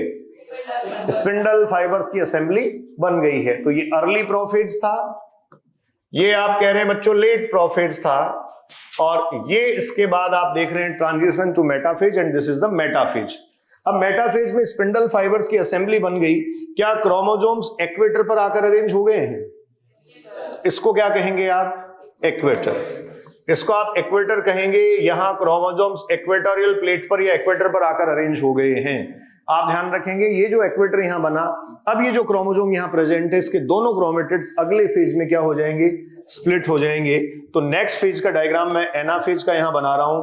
देखो ये एनाफेज प्रोसेस जब होगी, एनाफेज प्रोसेस जब होगी तो आप ये देखेंगे कि यहां से ये जो क्रोमोसोम्स हैं ये क्रोमोसोम्स स्प्लिट हो गए। स्प्लिटिंग ऑफ क्रोमोसोम आपको देखने को मिलेगा। तो बच्चों ऐसा ये कंडीशन आपको देखने को मिलेगी, स्प्लिटिंग ऑफ क्रोमोसोम्स। ठीक है। ऊपर आपको पता है कौन सा सेल ऑर्गेनल प्रेजेंट था? सेंट्रोसोम या सेंट्रियोल्स। क्लियर। इन्होंने माइक्रोट्यूब्यूल रेडिएट करके किसको कनेक्ट किया था? स्पिंडल फाइबर्स को। तो आप ये देख पा रहे थे कि इस मेटाफेज में क्या बनी थी? Spindle fibres assembly. क्या बनी थी? स्पिंडल फाइबर्स की असेंबली बच्चों इसमें क्रिएट हुई थी, और स्पिंडल फाइबर्स की असेंबली जो यहां क्रिएट हुई थी उसी असेंबली में ये क्रोमोसोम्स इस तरीके से इक्वेटर पर अरेंज हो गए थे। अब देखिए ये क्रोमोसोम्स के बीच क्या आ रहा है? स्प्लिटिंग हो रही है, और इनके बीच जब स्प्लिटिंग होती है तो देखिए यहां एक स्पेसिफिक फाइबर जनरेट होता है। इसको अपन बोलते हैं इंटरजोनल फाइबर। कौन सा फाइबर बोला जाएगा? इसको बच्चों इंटरजोनल फाइबर बोलेंगे। कौन सा फाइबर है? और इस तरीके से ये क्रोमोसोम के जो क्रोमेटिड्स हैं वो आप ये कह सकते हैं इस प्रोसेस में कनेक्टेड हैं। तो जैसा पहले आप पढ़ चुके हैं कि देखो इसमें क्या होगा, क्रोमोसोम से जो डायरेक्ट कनेक्ट कर रहा है वो क्रोमोसोमल फाइबर है, जो क्रोमोसोम से कनेक्ट नहीं कर रहा लेकिन इस असेंबली में प्रेजेंट है वो सपोर्टिंग फाइबर है। और इन बिटवीन क्रोमेटिड्स अब जो बना, इन बिटवीन क्रोमेटिड्स देखो जो अब बना है वो कौन सा फाइबर है? वो इंटरजोनल फाइबर है। तो इस तरीके से 3 टाइप ऑफ फाइबर्स जो हैं वो यहां फॉर्मेशन में आते हैं। तो बच्चों ये हुआ इंटरजोनल फाइबर्स। क्या हुए ये? क्लियर है। तो ये स्प्लिटिंग प्रोसेस हो गई। तो ध्यान रखें माइटोसिस में क्रोमोसोम की क्या हुई? स्प्लिटिंग। ये माइटोसिस में क्रोमोसोम आया था, इसके ये 2 क्रोमेटिड थे, ये सेंट्रोमियर प्रेजेंट था बीच में। सेंट्रोमियर की स्प्लिटिंग होने से दोनों क्रोमेटिड क्या हो गए? अलग अलग हो गए। तो यहां इंपॉर्टेंट इवेंट जो हुआ वो क्या हुआ? Splitting of centromere. आप कहेंगे क्या हुआ? Splitting of centromere. यहां हुआ स्प्लिटिंग ऑफ सेंट्रोमियर। क्लियर? तो ये अर्ली प्रोफेज से लेकर आपने एनाफेज तक की सीक्वेंस देख ली। अब एनाफेज जो फेज है, क्या आप ये कह सकते हैं एक्चुअल सेल डिवीजन का फेज यही है? एक्चुअल सेल डिवीजन का फेज कौन सा? एनाफेज ही है, जिसमें क्रोमोसोम की स्प्लिटिंग के बाद ये जो क्रोमोसोम्स हैं वो क्या हो गए? सेपरेट हो गए हैं। अब देखो एनाफेज के बाद लास्ट अपन इसमें डिटेक्ट करते हैं टीलोफेज। तो आप ये देखेंगे तो टीलोफेज प्रोसेस अब इनिशिएट हो जाएगा। तो ये जो सेल है, ये सेल सेल फ्यूरो मेथड के थ्रू डिवाइड होना शुरू होगी।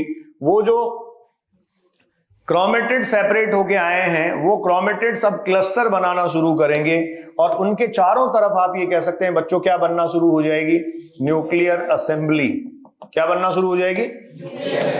Nuclear assembly. तो आप ये कह सकते हैं reorganisation of nuclear assembly.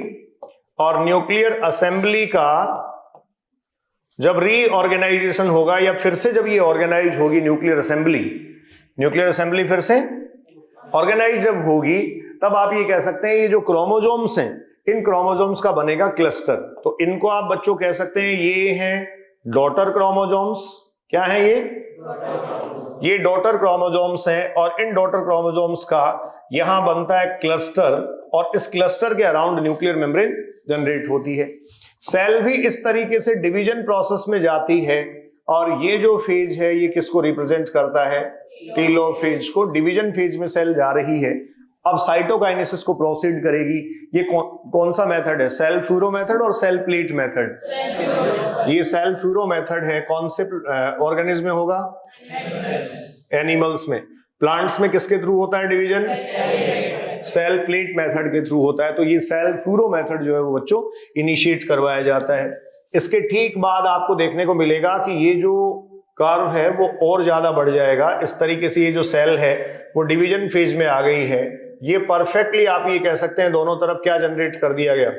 Nucleus. और वो जो क्रोमोसोम्स थे, जो क्रोमोसोम की प्रेजेंस थी, वो वापस से क्रोमेटिन के फॉर्म में ऑर्गेनाइज हो रहा है। किसके फॉर्म में? क्रोमेटिन के फॉर्म में वो वापस से ऑर्गेनाइज हो रहा है। और अल्टीमेटली अब साइटोकाइनेसिस का जो प्रोसेस है, कौन सा प्रोसेस चलेगा? साइटोकाइनेसिस का जो प्रोसेस चलेगा, इस साइटोकाइनेसिस से बच्चों इसमें अल्टीमेटली क्या कर दिया जाएगा? 2 डॉटर सेल्स का फॉर्मेशन कर दिया जाएगा। आप ये कहेंगे इस तरीके से 2 डॉटर सेल्स जो है वो यहां बना दी जाएंगी। ये 2 डॉटर सेल्स एग्जिस्टेंस में आएंगी। ठीक है, इसको आप कहेंगे cells of daughter progeny. Clear? तो ये हमारे पास देखो माइटोसिस का मैंने कंप्लीट डिटेल आपसे डिस्कस कर लिया है। अब अर्ली प्रोफेज में क्या होता है? देखो ये S और G2 के बीच का फेज है। फर्स्ट स्टेप है कैरियोकाइनेसिस का। क्लियर? ये जो है अभी एनसीईआरटी का स्टेटमेंट हमने डिस्कस किया था, marked by the initiation of the condensation of chromosomal material. Centrosome जो होगा वो पोल्स की तरफ मूव करना शुरू कर देगा। इसके बाद देखो लेट प्रोफेज में क्या होगा? क्रोमोसोमल मटेरियल कंडेंस हो जाएगा, कॉम्पैक्ट होने लगेगा माइटोटिक क्रोमोसोम बनाने के लिए। और ये जो क्रोमोसोम है वो अब इक्वेटोरियल प्लेट की तरफ जाएंगे। लेकिन उससे पहले देखो न्यूक्लियर मेम्ब्रेन और न्यूक्लियर असेंबली जो है वो यहाँ डिसोसिएट हो रही है और ये जो क्रोमोसोम्स हैं ये क्लियर होना शुरू हो गए हैं। जो सेंट्रोसोम है वो पोल की तरफ मूव करना शुरू कर देता है। एनसीईआरटी के डायग्राम में नहीं दिया, लेकिन आप अगर बनाना चाहो तो इस तरीके से बता सकते हो कि ये जो है वो पोल्स की तरफ मूव करना शुरू कर देते हैं। क्योंकि मेटाफेज जब शुरू होगा तब परफेक्टली ये किसकी तरफ दिखेगा आपको? पोल की तरफ। जल्दी से बताएंगे। During mitosis ER and nucleolus begin to disappear at. क्या आंसर होगा? Late prophase. ठीक है, इस सवाल का जवाब होगा। उसके बाद देखो बच्चों ये मेटाफेज है। एनसीईआरटी के डायग्राम्स हैं, स्टेटमेंट्स हमने सब डिस्कस कर लिए। This is the transition phase. क्या है ये ट्रांजिशन है। और ये अल्टीमेटली आप ये कह सकते हैं कौन सी प्लेट बना दी गई? बताएंगे। इक्वेटोरियल प्लेट बना दी गई, जिसमें आप ये देखिए ये जो क्रोमोसोम्स हैं वो इक्वेटर पर आकर क्या हो गए? अरेंज हो गए। अब इन क्रोमोसोम्स में स्प्लिटिंग होगी तो मेटाफेज प्रोसेस में क्या क्या होता है? ये सारे कैरेक्टर्स हैं। एनाफेज में आप ये देखिए chromosomes Chromosomes arranged at the metaphasic plate is split simultaneously. साथ साथ साइमल्टेनियसली स्प्लिट होना शुरू होते हैं and begin move towards the opposite poles due to the contraction of spindle fibre. तो स्पिंडल फाइबर्स का कंट्रैक्शन होता है, उसको पुल करता है ये कहां, पोल की तरफ। की फीचर्स आपने पहले से डिस्कस कर रखे हैं। ये एनाफेज है, इसमें आप कह रहे हैं centrosome of each chromosome remain directed toward the pole and the arms trailing behind reading the different shape of the chromosome. तो जो क्रोमोसोम की शेप हम ऑब्जर्व करते हैं वो कौन से फेज में, एनाफेज में। क्रोमोसोम्स की जो मॉर्फोलॉजिकल स्टडी है, देखो दो और अच्छे क्वेश्चन बनते हैं। मॉर्फोलॉजिकल स्टडी या मॉर्फोलॉजी जो क्रोमोसोम्स की है उसके लिए बेस्ट फेज कौन सा है, metaphase. But to observe the shape of chromosome, to observe the shape of chromosome कौन सा फेज, एनाफेज। इस तरीके से बच्चों ये हो जाता है। क्वेश्चन बताएंगे जल्दी से, कोई रिप्लाई करेगा आप में से इसका। Centrosome is required for, centrosomes की क्यों जरूरत पड़ती है, transcription, crossing over, cytoplasmic cleavage और movement of chromosomes towards the poles. बताओ क्या होगा। हाँ, क्योंकि यही असेंबली को ऑर्गेनाइज करके रखता है, तो इनमें से बाकी का कोई ऑप्शन आंसर नहीं होगा। उसके बाद ये टीलोफेज है, जैसा डायग्रामेटिक प्रेजेंटेशन में आपने देखा। फाइनली ये जो डॉटर सेल है वो एग्जिस्टेंस में आ जाएंगी। यहां से साइटोकाइनेसिस प्रोसेस हो गया। अब देखो प्लांट्स और एनिमल्स में साइटोकाइनेसिस का प्रोसेस अलग अलग तरीके से होता है। जैसे आप प्लांट्स में कहते हैं कौन सा method, cell plate method. Animals में कौन सा मेथड है, सेल फ्लो मेथड। ये सेल वॉल होती है यहाँ इन एक्सटेंसिबल, मतलब रिजिड सेल वॉल होती है, इसलिए यहाँ क्या बनती है, प्लेट बनती है। ये बच्चों हुआ माइटोसिस। माइटोसिस के सिग्निफिकेंस को आप ऑब्जर्व करिएगा जल्दी से। माइटोसिस का सिग्निफिकेंस क्या है, mitosis usually result in the identical genetic complement. इसका मतलब आप ये कह सकते हैं नो चेंज, नो वेरिएशंस। यहां किसी भी तरीके के वेरिएशंस नहीं होंगे ना, माइटोसिस में वेरिएशंस नहीं आते। इसके बाद आप देखेंगे growth of the multicellular organism. Growth में सबसे बड़ा कंट्रीब्यूशन है। सेल्स अगर डैमेज हो गई तो उसका रिपेयर किसके थ्रू होगा, माइटोसिस के थ्रू ही होगा। And mitotic division in apical and lateral meristem results in the continuous growth of the plant through out life. इसीलिए देखिए प्लांट में होने वाली ग्रोथ को कौन सा ग्रोथ कहा जाता है, ओपन ग्रोथ, क्योंकि प्लांट्स में थ्रू आउट लाइफ स्पैन क्या होती है बच्चों, ग्रोथ होती है। कुछ लॉर प्लांट्स जो है उनमें, या फिर आप ये कह सकते हैं डिफरेंट टाइप ऑफ जो इंसेक्ट्स हैं उनमें सेल सिर्फ किसके थ्रू डिवाइड होती हैं, माइटोसिस के थ्रू। लॉर प्लांट क्यों कह रहा है ये, जैसे आप देखो एल्गी की बात अगर करें तो एल्गी कंप्लीटली हैप्लॉइड फॉर्म है, मतलब मोस्ट ऑफ एल्गी एन ही होते हैं, हैप्लॉइड होते हैं, तो ऑब्वियस एन में डिवीजन किसके थ्रू होगा, माइटोसिस के थ्रू ही होगा। और एक इनके अलावा भी और सिग्निफिकेंस मैं आपको बता देता हूं कि प्लांट्स में गैमेट्स का जो फॉर्मेशन है वो किसके थ्रू होता है, माइटोसिस के थ्रू ही होता है। Gamete formation in plants, gamete formation in plants ये किसके थ्रू होता है, माइटोसिस के थ्रू ही होता है। क्लियर। तो ये डिवीजन फेज कंप्लीट हो गया। अब इसके बाद में नेक्स्ट डिवीजन फेज हम डिस्कस कर रहे हैं मियोसिस, लास्ट वन है, जल्दी से इसको भी कंप्लीट करते हैं। देखिए मियोसिस वो कह रहा है this is the type of cell division that result in the daughter cells, 4 daughter cells, जिसमें हर एक में half number of chromosome exist करेगा। बच्चों डॉटर सेल जो है वो अल्टीमेटली 4 सेल बनाती हैं या 4 डॉटर सेल वहां बनती हैं। तो डिप्लॉइड अगर होगी तो उसका कन्वर्जन किस में हो गया, हैप्लॉइड में। तो क्या आप ये कह सकते हैं this division is called as the reductional division. ये कैसा डिवीजन होगा, ये रिडक्शनल डिवीजन होगा। जबकि आपने माइटोसिस को कौन सा डिवीजन कहा था, इक्वेशनल डिवीजन कहा था। ठीक है। अब यहां से आप देखिए ये जो मियोसिस है, specialised kind of cell division that reduce the chromosome number by half. इसका मतलब एग्जिस्टिंग क्रोमोसोम नंबर जो होगा, जैसे 2n इज इक्वल्स टू 4 6 अगर आप देख रहे थे तो finally n is equals to 23 आपको देखने को मिलेगा। फिर देखो बहुत इंपॉर्टेंट पॉइंट है एनसीईआरटी का, meiosis ensure the production of haploid phase in the life cycle of sexually reproducing organism. जितने सारी सेक्सुअली रिप्रोड्यूसिंग ऑर्गेनिज्म उनमें सब में गैमेट्स बनते हैं। क्या होता है, ये कह रहा है कि मियोसिस जो है वो एक ऐसा डिवीजन है जो हर एक सेक्सुअली रिप्रोड्यूसिंग ऑर्गेनिज्म की लाइफ साइकिल में हैप्लॉइड फेज को एंश्योर करता है। अब आपको ये डाउट हो सकता है यहाँ की सर जैसे एल्गी है वो तो पहले से ही हैप्लॉइड था, तो मियोसिस ने क्या किया, तो वो पहले से हैप्लॉइड था तो देखो माइटोसिस के थ्रू गैमेट बनाए, दोनों गैमेट फ्यूज हुए, फ्यूज होने से क्या बना, जाइगोट। जैसे आपने कहा पहले से एन था तो यहां जो गैमेट्स बनेंगे वो भी एन और एन बनेंगे। अब ये दोनों फ्यूजन में आ जाएंगे तो क्या बनेगा 2n। तो आप ये कहेंगे गैमेट्स तो यहाँ माइटोसिस से ही बन रहे हैं, लेकिन अब देखो ये 2n आ गया, 2n फेज आ गया, 2n से वापस क्या लाना पड़ेगा n फेज लाना पड़ेगा ना, और n फेज लाने के लिए रिडक्शनल डिवीजन या क्या करवाना पड़ेगा मियोसिस। तो वो जो हैप्लॉइड ऑर्गेनिज्म होती है उनमें ये जो मियोसिस होता है बच्चों, इसको बोला जाता है जाइगोटिक मियोसिस। कौन सा मियोसिस होगा? Zygotic meiosis. क्लियर? तो इसीलिए वो कह रहा है कि मियोसिस जो है वो जितने सारे सेक्सुअली रिप्रोड्यूसिंग ऑर्गेनिज्म हैं उन सब में एक कौन सा फेज, हैप्लॉइड फेज इंश्योर करता है। या तो जाइगोट बनने से पहले डिवीजन होना चाहिए या जाइगोट बनने के बाद, कहीं ना कहीं लाइफ साइकिल में क्या होगा, मियोसिस का प्रोसेस होगा। ठीक है, meiosis involve 2 sequential cycle of the nuclear division. आपको पता है meiosis first and meiosis second इसमें होने वाला है। Meiosis first and meiosis second होगा, लेकिन ध्यान रखें डीएनए रेप्लिकेशन का केवल एक ही फेज होगा, सिंगल फेज होगा। Meiosis first initiated after the parental chromosome have replicated. Parental chromosome replicated हो जाएंगे, इसका मतलब मियोसिस फर्स्ट कौन से फेज के बाद ही शुरू हो सकता है? एस फेज के बाद। जब डीएनए का रेप्लिकेशन हो जाए या जो जेनेटिक मटेरियल है वो डबल हो जाए, उसी के बाद मियोसिस फर्स्ट शुरू होता है। और बच्चों मियोसिस फर्स्ट ही एक्चुअल रिडक्शनल डिवीजन होता है। 4 haploid cells are formed at the end of meiosis second. तो इसका मतलब अल्टीमेटली मियोसिस में अगर आप स्टेजेस देखेंगे तो ये स्टेजेस हैं, देखिए ये रही। जैसे आपके पास एक सेल आई, इधर देखना, ये सेल थी 2n = 4 6। इस सेल में मियोसिस फर्स्ट हुआ। Meiosis first is the actual reductional division. बच्चों ये 2 सेल बन गई और यहां आप कहेंगे n = 23। मियोसिस फर्स्ट हो चुका। अब इसके बाद में मियोसिस सेकंड जब आप करवाओगे तो यहां भी आपको देखने को ये मिलेगा, हर एक सेल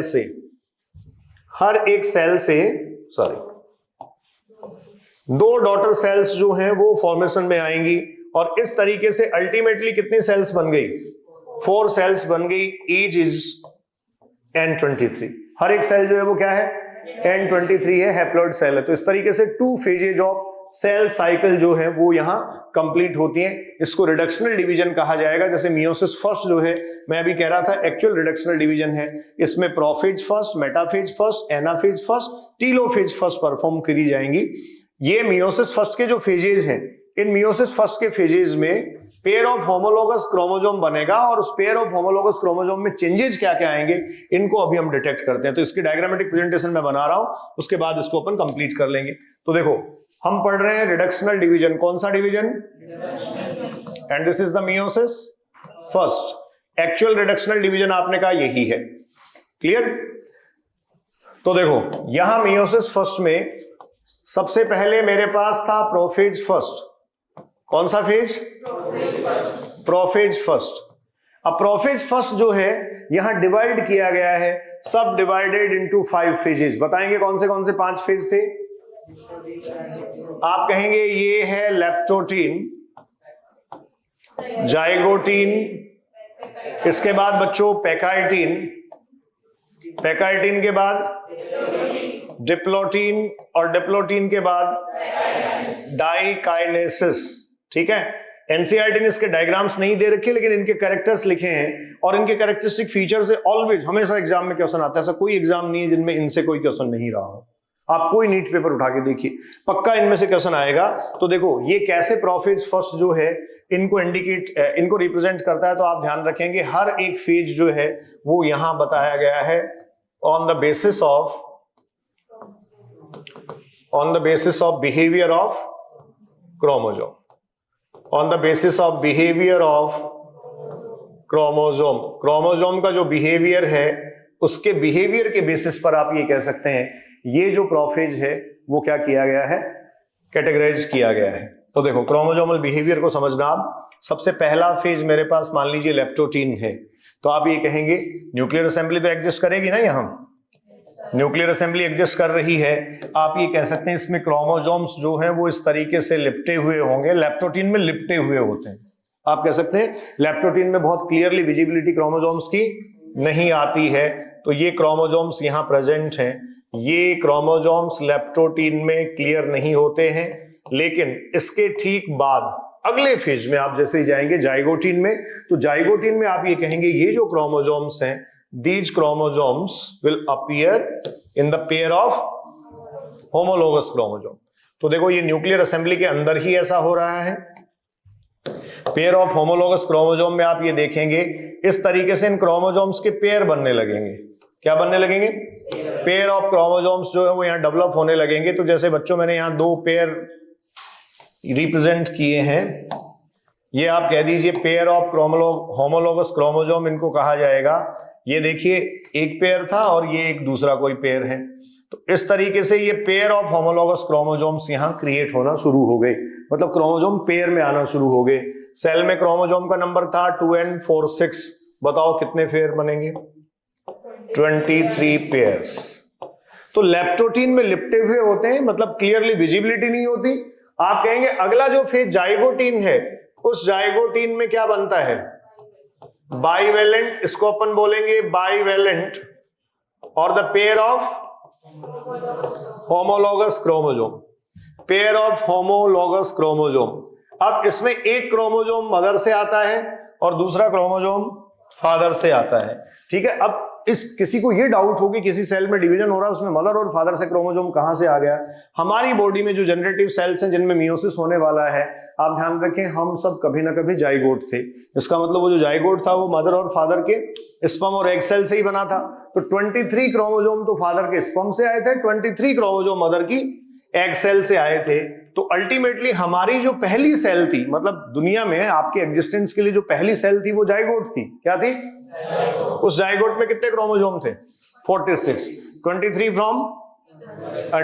फ्रॉम तो टोटल 46 क्रोमोसोम में से 23 मदर के हैं, 23 फादर के हैं। अब पेयर ऑफ होमोलोगस क्रोमोसोम जब बनेगा तो हर एक पेयर में कितने क्रोमोसोम आ रहे हैं बच्चों?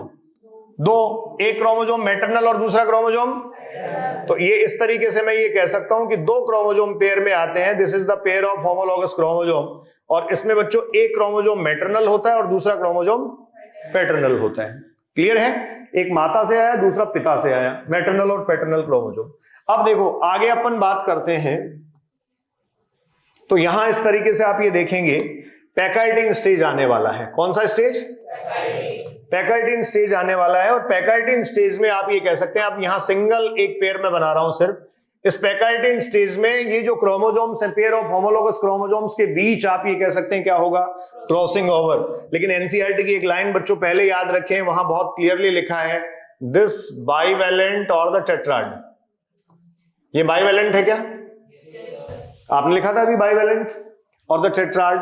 तो ये जो बाइवेलेंट है, this bivalent more clearly visible in,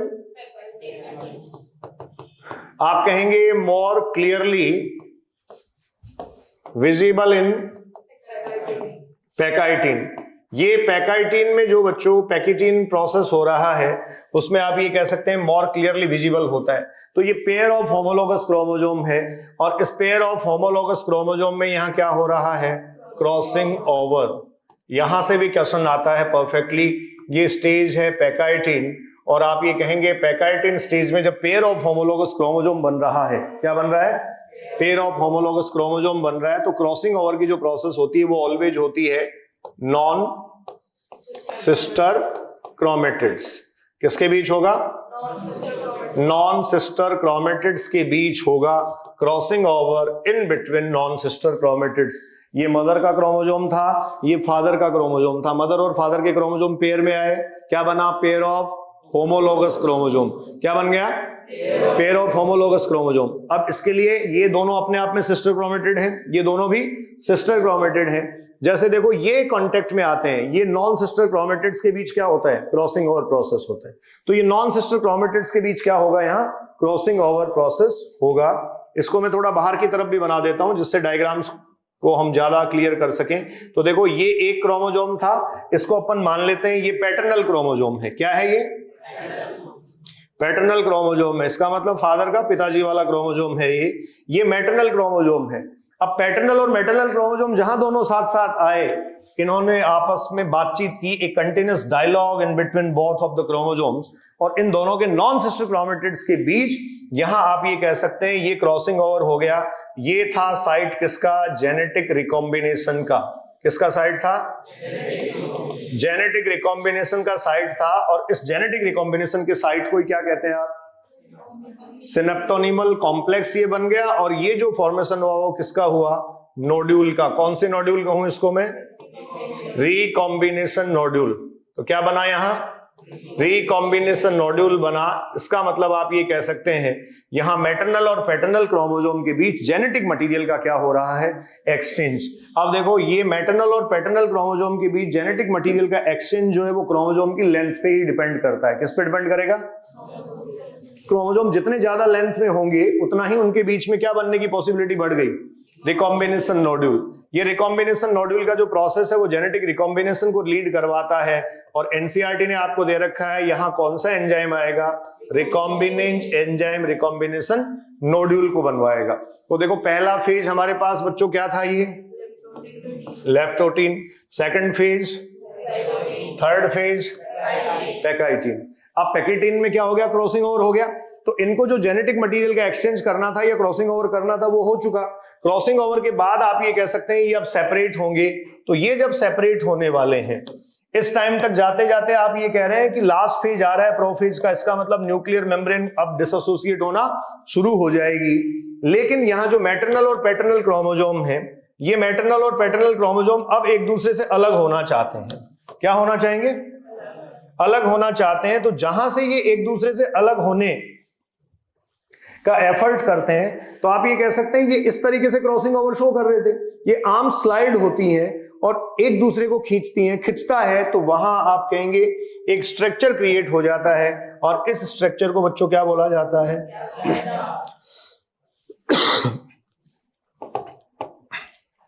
ये स्ट्रक्चर बोला जाता है कियाज्मेटा। ये कियाज्मेटा बन जाता है। तो इस जो फोर्थ फेज था मेरे पास डिप्लोटीन, इस डिप्लोटीन का कैरेक्टरिस्टिक फीचर क्या हुआ? Formation of कियाज्मेटा। कियाज्मेटा का फॉर्मेशन हो गया और सिनेप्टोनिमल कॉम्प्लेक्स का टर्मिनलाइजेशन हो गया। क्योंकि ये सिनेप्टोनिमल कॉम्प्लेक्स ही तो बना हुआ था। इसको सिनेप्टोनिमल कॉम्प्लेक्स में लिख देता हूं और इसका टर्मिनलाइजेशन करने की कोशिश की जा रही है। कौन से फेज में? डिप्लोटीन फेज में। तो ये अगला फेज है। और फाइनल फेज होगा डाइकाइनेसिस। कौन सा फेज होगा? यही बना देते हैं जिससे अपन कंपेयर कर सकें। डाइकाइनेसिस आपको पता है प्रोफेज का लास्ट फेज आ गया। तो यहां न्यूक्लियर मेम्ब्रेन या असेंबली क्या हो गई है? डिसोसिएट। इस टाइम तक देखो आप सेंट्रोसोम भी कहां पहुंच गए हैं? पोल्स पे। क्योंकि आगे जाके क्या करना है? स्पिंडल फाइबर्स की असेंबली बनानी है। तो एक तरीके से बच्चों अगर आप देखोगे तो ये जो क्रोमोसोम्स हैं, मतलब ये जो बाइवेलेंट था पहले टेट्राड के फॉर्म में था, वो सेपरेट होना चाह रहा था, कियाज्मेटा बन गया। अब कियाज्मेटा का टर्मिनलाइजेशन किसका ऑब्जेक्टिव है? डाइकाइनेसिस का। तो फाइनली आप ये कह सकते हैं डाइकाइनेसिस प्रोसेस यहां होता है और ये दोनों क्रोमोसोम्स जो हैं वो अलग अलग हो जाते हैं। अब ये जो क्रोमोसोम्स दोनों अलग अलग हुए, ये जो दोनों क्रोमोसोम्स आपको अलग अलग दिखाई दे रहे हैं, इनमें देखिए एक दूसरे में कुछ सेगमेंट्स दिखाई देंगे। जैसे मैं ये येलो वाला था फादर का क्रोमोसोम, उसमें कुछ सेगमेंट मदर के दिखा रहा हूं और मदर वाले क्रोमोसोम में कुछ सेगमेंट फादर के दिखा रहा हूं। ये क्यों हुआ? ये इसलिए हुआ क्योंकि दोनों के बीच क्या होके आया है? क्रॉसिंग ओवर होके आया है। तो ये लास्ट फेज था अपना। कौन सा फेज था इसका? डाइकाइनेसिस। डाइकाइनेसिस का कैरेक्टर क्या लिखेंगे? डाइकाइनेसिस का कैरेक्टर लिखेंगे टर्मिनलाइजेशन ऑफ कियाज्मेटा। ठीक है। सिनेप्टोनिमल कॉम्प्लेक्स का डिसोल्यूशन किसका कैरेक्टर था? डिप्लोटीन का। उससे क्या बना था? कियाज्मेटा। ठीक है। तो ये सारे स्टेजेस आपको इसमें दे रखे हैं। अब सीधा सीधा सा जो है मैं इसके अगले फेज को कंप्लीट कर रहा हूं और ये फेज देखो क्या होगा। अब आप ये कह सकते हैं सेल सेल डिवीजन के प्रोसेस में आएगी। तो इसमें दो स्टेप सिर्फ समझने वाले हैं। आपने कहा था मैटरनल और पैटर्नल क्रोमोसोम यहां बन गए हैं, सेपरेट हो गए हैं। तो ये मैटरनल और पैटर्नल क्रोमोसोम सेपरेट हो गए हैं। तो देखो यहां ये है माइटोसिस फर्स्ट। ये आप कह रहे हैं कौन सा क्रोमोसोम? पैटर्नल। और ये क्रोमोसोम हमने शुरू से जो लिया वो क्या था? मैटरनल क्रोमोसोम था। इस तरीके से ये क्रोमोसोम्स यहां प्रेजेंट हैं। आपने कहा था दोनों में सेगमेंट कुछ ट्रांसफर हुए क्योंकि ये क्रॉसिंग ओवर के बाद बच्चों आपको दिखाई दे रहे हैं। तो इस तरीके से इन क्रोमोसोम्स में ये क्रॉसिंग ओवर के बाद कुछ जेनेटिक वेरिएशंस आ गए। अब आपको साफ दिखाई दे रहा है कि इस क्रोमोसोम में जेनेटिक वेरिएशंस हैं। उधर आपने कहा कि वो पोल्स पे सेंट्रोसोम पहले से पहुंच चुके थे। ये सेंट्रोसोम सिमिलरली माइक्रोट्यूब्यूल्स रेडिएट करते हैं। जहां सेंट्रोसोम माइक्रोट्यूब्यूल रेडिएट करता है वो एस्ट्रल डिवीजन कहा जाता है। कौन सा डिवीजन? Astral division. अब बच्चों ये उसी तरीके से कनेक्ट करेगा जैसे आपको पता है स्पिंडल फाइबर्स की असेंबली बनती है, डायरेक्ट क्रोमोसोम्स के साथ जुड़ा है क्रोमोसोमल फाइबर, और इस असेंबली में प्रेजेंट है तो वो कौन सा फाइबर हो गया? Supporting fibre. क्या आप ये कह सकते हैं कि यहां माइटोसिस फर्स्ट में, किसमें? ये माइटोसिस फर्स्ट है, क्या आप कह सकते हैं माइटोसिस फर्स्ट में क्या बना? पेयर ऑफ होमोलॉगस क्रोमोसोम जो बना था, अब रिकॉम्बिनेंट क्रोमोसोम का पेयर है, क्या बना है यहां? Pair of chromosomes metaphasic plate पर अरेंज हुआ है। जो क्रोमोसोम साथ साथ थे दोनों अलग हो गए थे। अब यहां स्प्लिटिंग जो है वो इस पेयर ऑफ क्रोमोसोम की ही होगी। किसकी स्प्लिटिंग होगी? तो देखो यहां पेयर ऑफ क्रोमोसोम जो है वो स्प्लिटिंग में जाएगा, तो अगला फेज जब आप पढ़ेंगे मतलब एनाफेज, तो उस एनाफेज में क्रोमोसोम की स्प्लिटिंग नहीं होगी, पेयर की स्प्लिटिंग होगी। किसकी स्प्लिटिंग? आप कहेंगे पेयर की स्प्लिटिंग यहां होने वाली है, तो देखो एनाफेज में स्प्लिटिंग हो रही है पेयर की, एक पेयर एक तरफ दिखेगा आपको, दूसरा पेयर दूसरी तरफ दिखेगा। ये पेयर ऑफ होमोलॉगस क्रोमोसोम जो थे रिकॉम्बिनेशन के बाद इस तरीके से अरेंज हुए थे, और इसमें ये रिकॉम्बिनेंट जो क्रोमोसोम्स थे वो देखो सेपरेट सेपरेट अब दिखाई दे रहे हैं। एक क्रोमोसोम पेयर का एक पोल पे जाएगा और दूसरा क्रोमोसोम पेयर का दूसरे पोल पे चला जाएगा। क्या बताओ, यहीं से ये इंडिकेशन है हमारे पास कि टोटल 46 क्रोमोसोम्स जो थे उनके 23 पेयर्स अरेंज हुए थे। ऐसे कितने पेयर थे? 23 पेयर्स थे। इन 23 पेयर्स का सेपरेशन कैसे हुआ? तो इन 23 पेयर्स का सेपरेशन आपके सामने है, आप सामने देख रहे हैं 23 पेयर्स का सेपरेशन। 23 क्रोमोसोम्स एक पोल पे चले जाएंगे, 23 क्रोमोसोम्स दूसरे पोल पे चले जाएंगे। ऐसा ही होगा। ये देखिए 23 क्रोमोसोम्स एक पोल पे जा रहे हैं, 23 क्रोमोसोम्स जो है वो किस पे जा रहे हैं? दूसरे पोल पे जा रहे हैं। इस तरीके से ये जो है वो आपके सामने कौन सा फेज आ गया? ये है एनाफेज फर्स्ट। क्या है ये? ये एनाफेज फर्स्ट है, और इसको आप कह सकते हैं ये actual reductional division. Actual reductional division जो है, उस रिडक्शनल डिवीजन को बच्चों ये इंडिकेट करता है। वास्तव में रिडक्शनल डिवीजन होता है, यहां से आप ये देख सकते हैं 23 क्रोमोसोम्स एक पोल पे पहुंचेंगे और 23 क्रोमोसोम्स जो है वो किस पे पहुंचेंगे? दूसरे पोल पे पहुंचेंगे। ठीक है। अब इसमें जैसे ही ये क्रोमोसोम्स पोल पे जाएंगे तो आगे देखो आपको ये एनाफेज फर्स्ट के बाद ये टीलोफेज दे रखा है। यहां इस टीलोफेज में आप ये कहिए ये सेल्स के जो क्रोमोसोम हैं वो पोल्स पे अरेंज होंगे, इनके चारों तरफ फिर से न्यूक्लियर असेंबली क्रिएट होना शुरू हो जाएगी, और अल्टीमेटली आप ये कह सकते हैं क्या आ जाएगा? साइटोकाइनेसिस के बाद सेल जो है वो फिर से अपने आप को कंप्लीट करेगी। साइटोकाइनेसिस के बाद यहां एक बार मैं मार्क कर देता हूं, देखो यहीं से सीधा लिख देता हूं, ये रहा। कौन से फेज में जाएगा? Telophase first.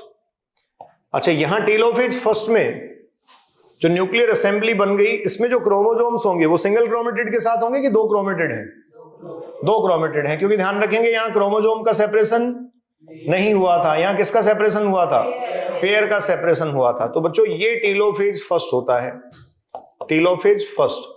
साइटोकाइनेसिस के बाद डॉटर सेल्स बनती हैं, तो हर एक डॉटर सेल यहां क्या बनेगी? N, और N इज इक्वल्स टू 23 होगा कि नहीं होगा? 23 क्रोमोसोम्स एक पोल पे हैं, 23 क्रोमोसोम्स दूसरे पोल पे हैं। तो ये कंप्लीट आपका जो प्रोसेस है वो इसका माइटोसिस का हो जाता है, सॉरी मियोसिस का हो जाता है।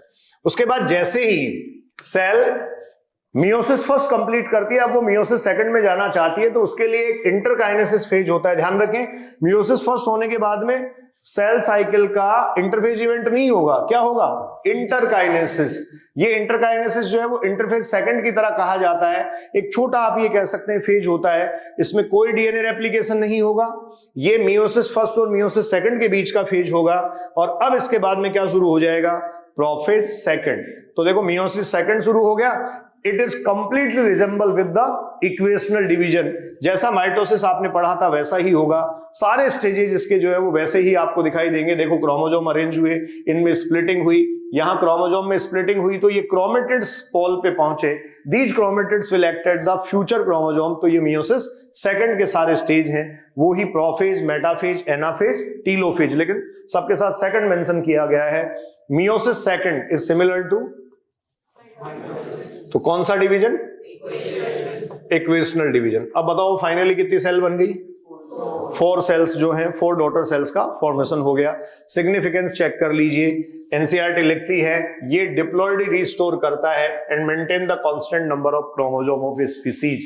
किसी भी एक स्पीसीज में क्रोमोसोम के नंबर को कांस्टेंटली मेंटेन करता है। ये थोड़ा कॉन्ट्राडिक्टरी लगता है हमें पढ़ने में कि एक तरफ तो हम ये कह रहे हैं कि नंबर को हाफ कर रहा है और दूसरी तरफ क्या कहा जा रहा है किसी एक स्पीसीज के नंबर को कांस्टेंटली मेंटेन करता है। हमारा जो नंबर था 46 था, अब ये 46 वापस अगली जनरेशन में 46 तो तभी हुआ ना जब मियोसिस से पहले गैमेट्स बने। इसका मतलब 23 एंड 23 वो वापस से क्या हुए? फ्यूज हुए, तभी तो क्या हुआ 2n = 4 6। तो ये सेक्सुअली रिप्रोड्यूसिंग ऑर्गेनिज्म में आप ये कह सकते हैं वापस से रिस्टोर करता है, नए कॉम्बिनेशन बनाता है। आपको पता है यहाँ क्रॉसिंग ओवर या जेनेटिक रिकॉम्बिनेशन का प्रोसेस हुआ है और ये रिकॉम्बिनेशन के प्रोसेस जो हुए हैं ये किसको लीड करवाते हैं? वेरिएशंस को लीड करवाते हैं। तो क्रॉसिंग ओवर के थ्रू बच्चों ये वेरिएशंस आते हैं। इंक्रीज जेनेटिक वेरिएशन जो है वो इवोल्यूशन में भी क्या होता है? सिग्निफिकेंटली होता है या सपोर्टिंग होता है। तो ये एग्जैक्टली क्रोमोसोम जो मियोसिस जो आपने पढ़ा उस मियोसिस का कंप्लीट सिग्निफिकेंस है। तो बच्चों आपने कंप्लीट किया cell division cell cycle. Clear है? Yes sir. Cell division cell cycle के प्रोसेस को हम लेके चले थे। सेल कहां से अपने जेनेटिक मटेरियल को इनिशिएट करती है क्रोमोसोम के फॉर्म में, और फिर 2 टाइप के वहां डिवीजन बेसिकली होते हैं, एक माइटोसिस और दूसरा meiosis. Clear? Yes sir. Thank you, thanks a lot.